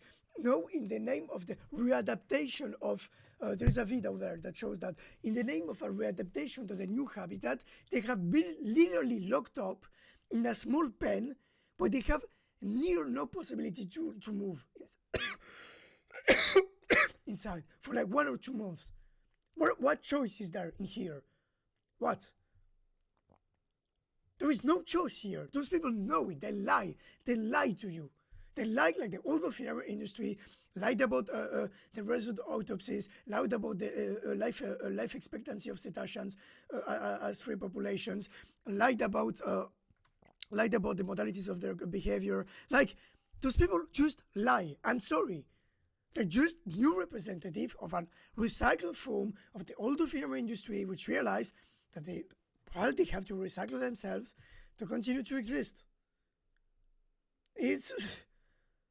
I don't know what to tell you, people. daily basis, that there will be something that reawakens in them. Just as we see with elephants and other animals, big cats who are given the opportunity to actually have lives, they flourish. This is ridiculous. This is ridiculous for so many reasons. I don't know even where to start. To have lives, what lives? You know, there are zoos out there when they have like big cat facilities where the enclosures are way bigger, way more natural. Elephant zoos where they have like herds and whatnot. There are zoos, right? Like Tuari, like Beauval, etc. Some of the safari parks in England where arguably elephants have more natural lifestyles. And like, it's still captivity. It's still dog shit. Those people have been, do you realize this? Those people have been denouncing the way the zoo industry, the zoo and circus, obviously, circus being way worse, for decades, with very specific arguments relating to relationship to stress, relationship to stereotypical behavior, relationship to space, relationship to training, relationship to all of this. And they're basically using the same arguments used by zoos. Or they can leave. And Some elephants out there lived 3, 4, 5 decades in captivity. We have good instance. They had some relationship with their trainers on other elephants, and so it justifies it. All of the fucking arguments those people use can be applied to some of the more progressive representatives of the current zoo industry. Easily. Like tribe. What does it mean, tribe? I know some people defend notably the Lake Shylers Elephant Nature Park because it's allegedly more progressive on some aspects, but I'm sorry, it's still control, it's still captivity, there's no first contact, there's still like people go pay real fucking money to visit them on interact with them, touch them. Like, I'm sorry, fuck that shit. Those people, like, they and again, in order to do that, they need to obfuscate key issues of the problem. It's not that every problem goes away Yeah. At least they admit that. At least they have the decency to admit that. overnight, but they're at least given an opportunity, like you and I have, to flourish. No, I'm sorry, Laurie. You're not a captive in an institution totally submitted to the whims of an upper system that has total freedom over your ovaries, total freedom about who you can meet or not, at what hour, the food you can eat, the medication you have to take. No, you're just wrong. You have to be, no, I'm sorry, anyone that even has a superficial understanding of how institutionalization works know that I'm right. Like, Flourish, to thrive, to do what we want to do on a do you realize these people use always those fucking loaded terms: dignity, thriving, flourish, care, love, beauty. They always do this shit. They never go into details. Not once did they try to show, for instance, the layout of the future sanctuary. They know that if they do that, they're going to lose some degree of support, or at least skepticism. They know that. day-to-day basis as autonomous beings. They're not autonomous. This is a lie, and they know that.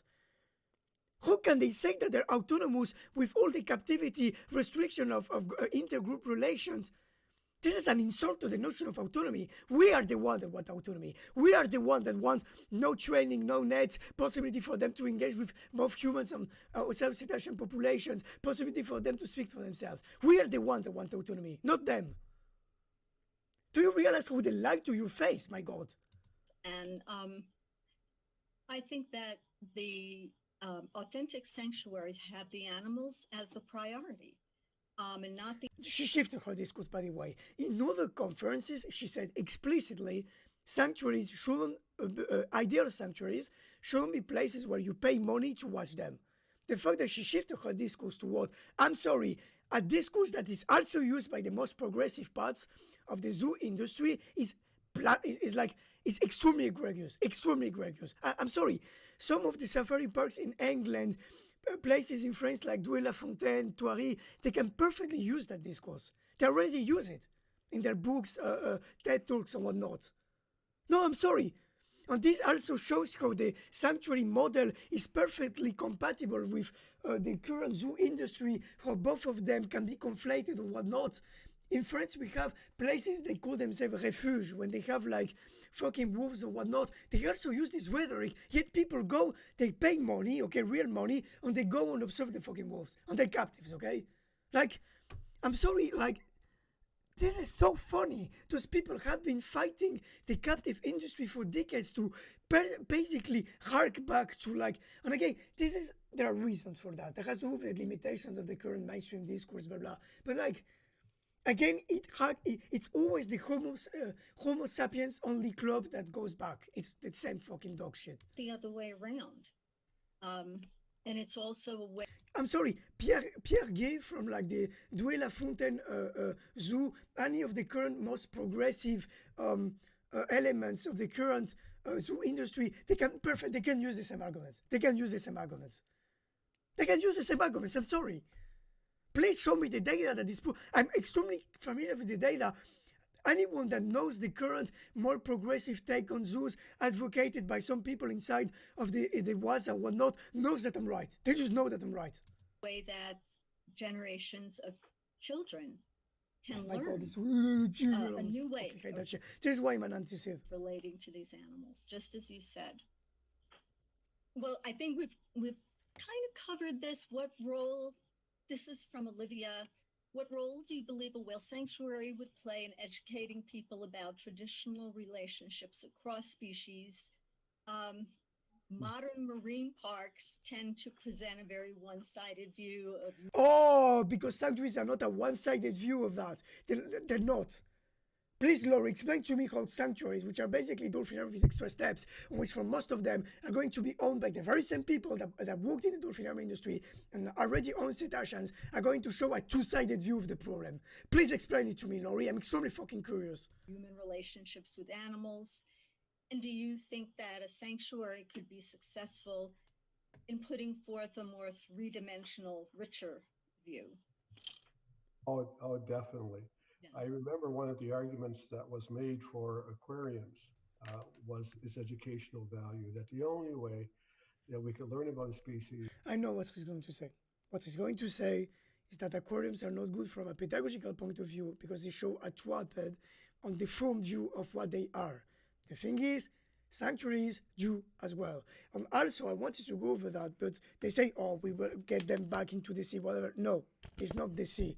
It's a penned up part of bays that tend to be inside of like the land on whatnot, which are bays, not a part of the ocean, bays, okay, with quite shallow ecosystem that don't exactly constitute the normal ecosystem they will forage in or whatnot, okay, which they can leave, okay. It has, which is going to be inside of total human control.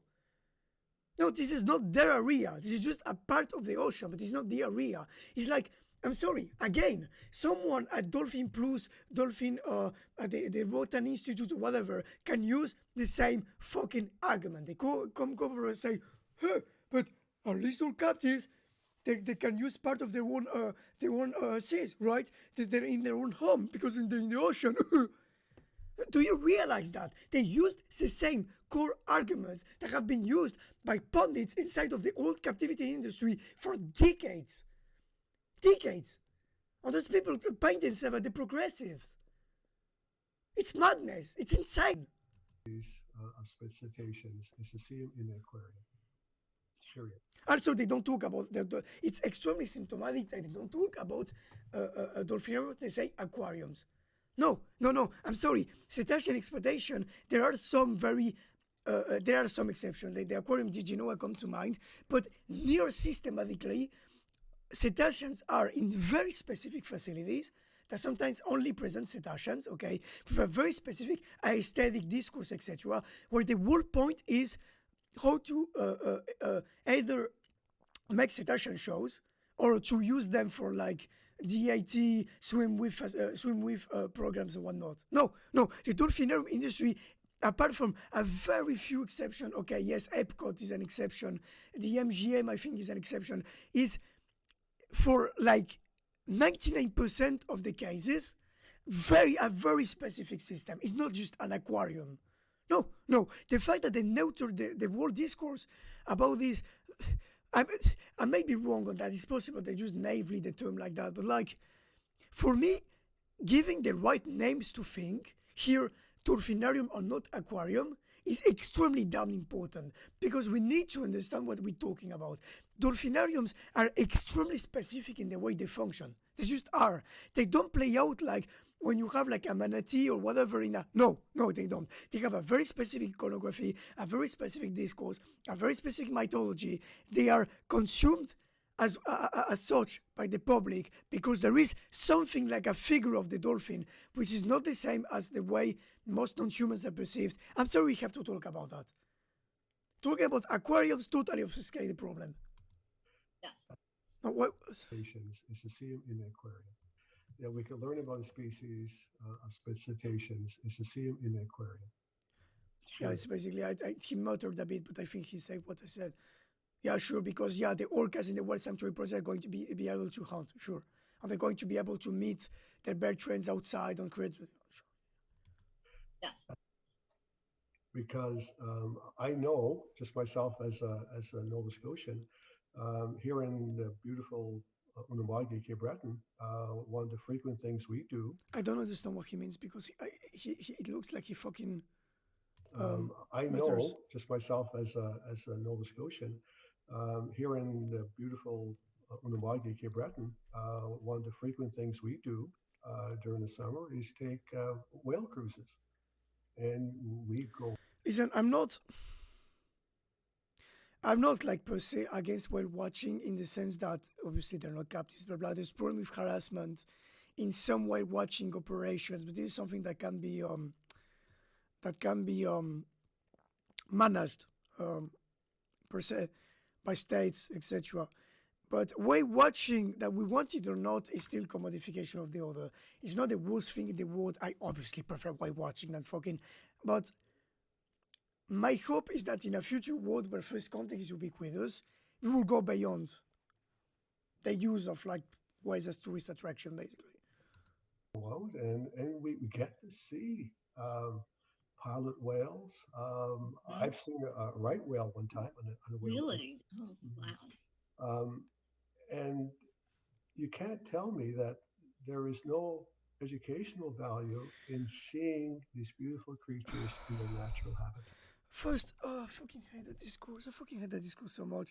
Yes, there's probably some kind of value in itself, but like, first of all, it's not as if they display the whole range of like behaviors and whatnot. But like, yes, you can argue that, but like, again, we need to step out of the old paradigm. We need to step out of the paradigm of pedagogy having this central aspect.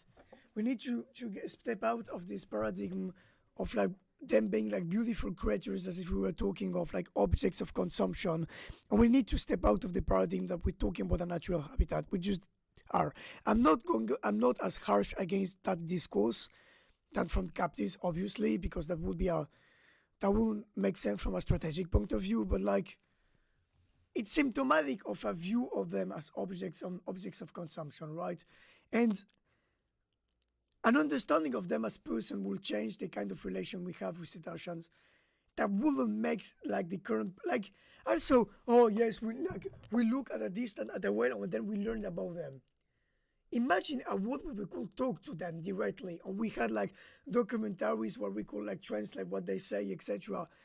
Where we could have like them make like direct claims in social medias. Like obviously it looks kind of like weird right now because like the point isn't to have like a dolphin in a senate like talking to a micro. This is more complex. It means that it's probably that, you know, like generalizing certain devices and having, you know, someone that is able to pick up what they say and then translate whatever pigeons which is used, etc.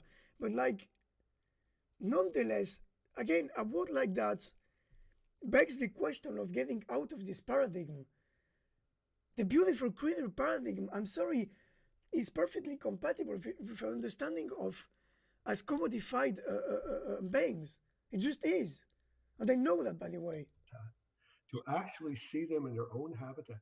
I've seen pilot whales look like they were. To imagine, I'm sorry, I know people will criticize me, I don't care. To imagine someone that comes with what happens to be a pro-indigenous discourse and goes and says, but yes, we need to educate ourselves, but watching those noble people in their natural habitat, no, it doesn't make sense, obviously, because we're talking of a social and conceptual point of view where relationship with people have another form of consequences or whatnot. The whole point is interrelation. The whole point is having their claims. The whole point is, okay, even if I travel into a place and I try to discover a culture, there is this interrelation in the discovery of a culture and trying to know more about what are their problems and how to help them and whatnot. It's a total change of paradigm. And those people, unfortunately, are not ready to change paradigm. You know? They were just so joyful, jumping. They would come to the boat and you could almost pet them. I mean, it was incredible, the joy these animals had. And to allow those who are unable to survive in the wild to live in a sanctuary.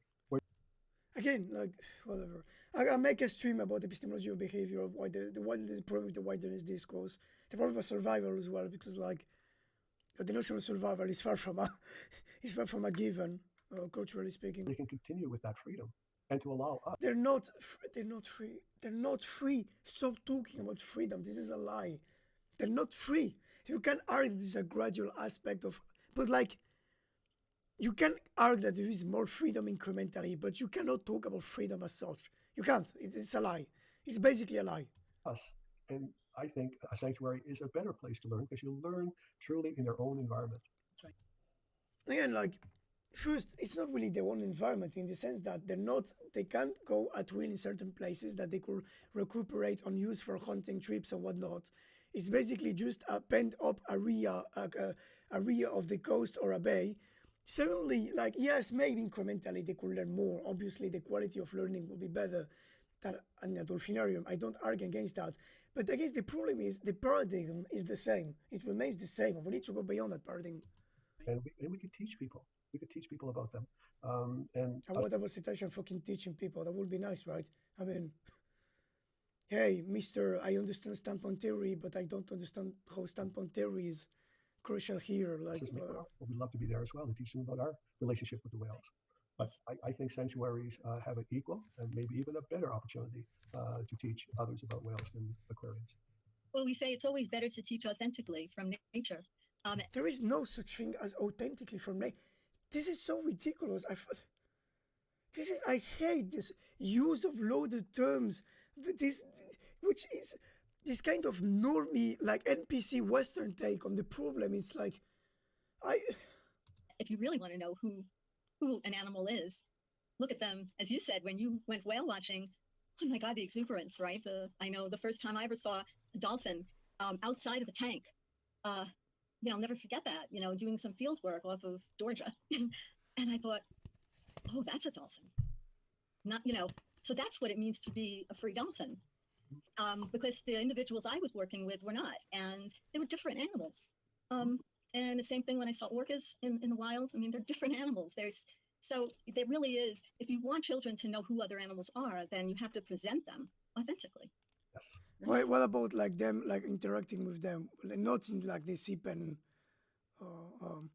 touching them, blah blah bullshit. I mean, like interacting as in person to person relations, using devices and whatnot. Again, those people don't give a fuck about those stuff. They toy with the notion, but they don't care about it. We need to free ourselves from the old ecological paradigm. We need to free ourselves from it. This is not compatible with an understanding of them as persons, with a culture, with like claims and shit. I'll try to talk to like the senator. I'll send him an email about. One question is, what do you recommend for biology students who would love to work with whales? Well, the thing I worry about, Laurie, is still a lot of our educational institutions, universities, still teach biology of living things as objects. I mean, they are objects in sanctuaries. They are objects. They're understood as properties. They're understood as property by state. They're commodified. This is why you have the whole point, and also it's not just on the legal aspect, right? The denial of the relation of a person-to-person relation between humans and cetaceans is an understanding of the others as an object. It just is. Do you think those people will allow them for people to interact with them, or that? Do you think that those head trainers on vets are going to interact with like those whales as people? No, obviously not. They're just going to continue the same kind of interactions they have with captive cetaceans in like 70 years. They're not going to interact with them as people. They're just going to interact with them as fucking commodities that need to be controlled. That's important. I get that you need to understand that.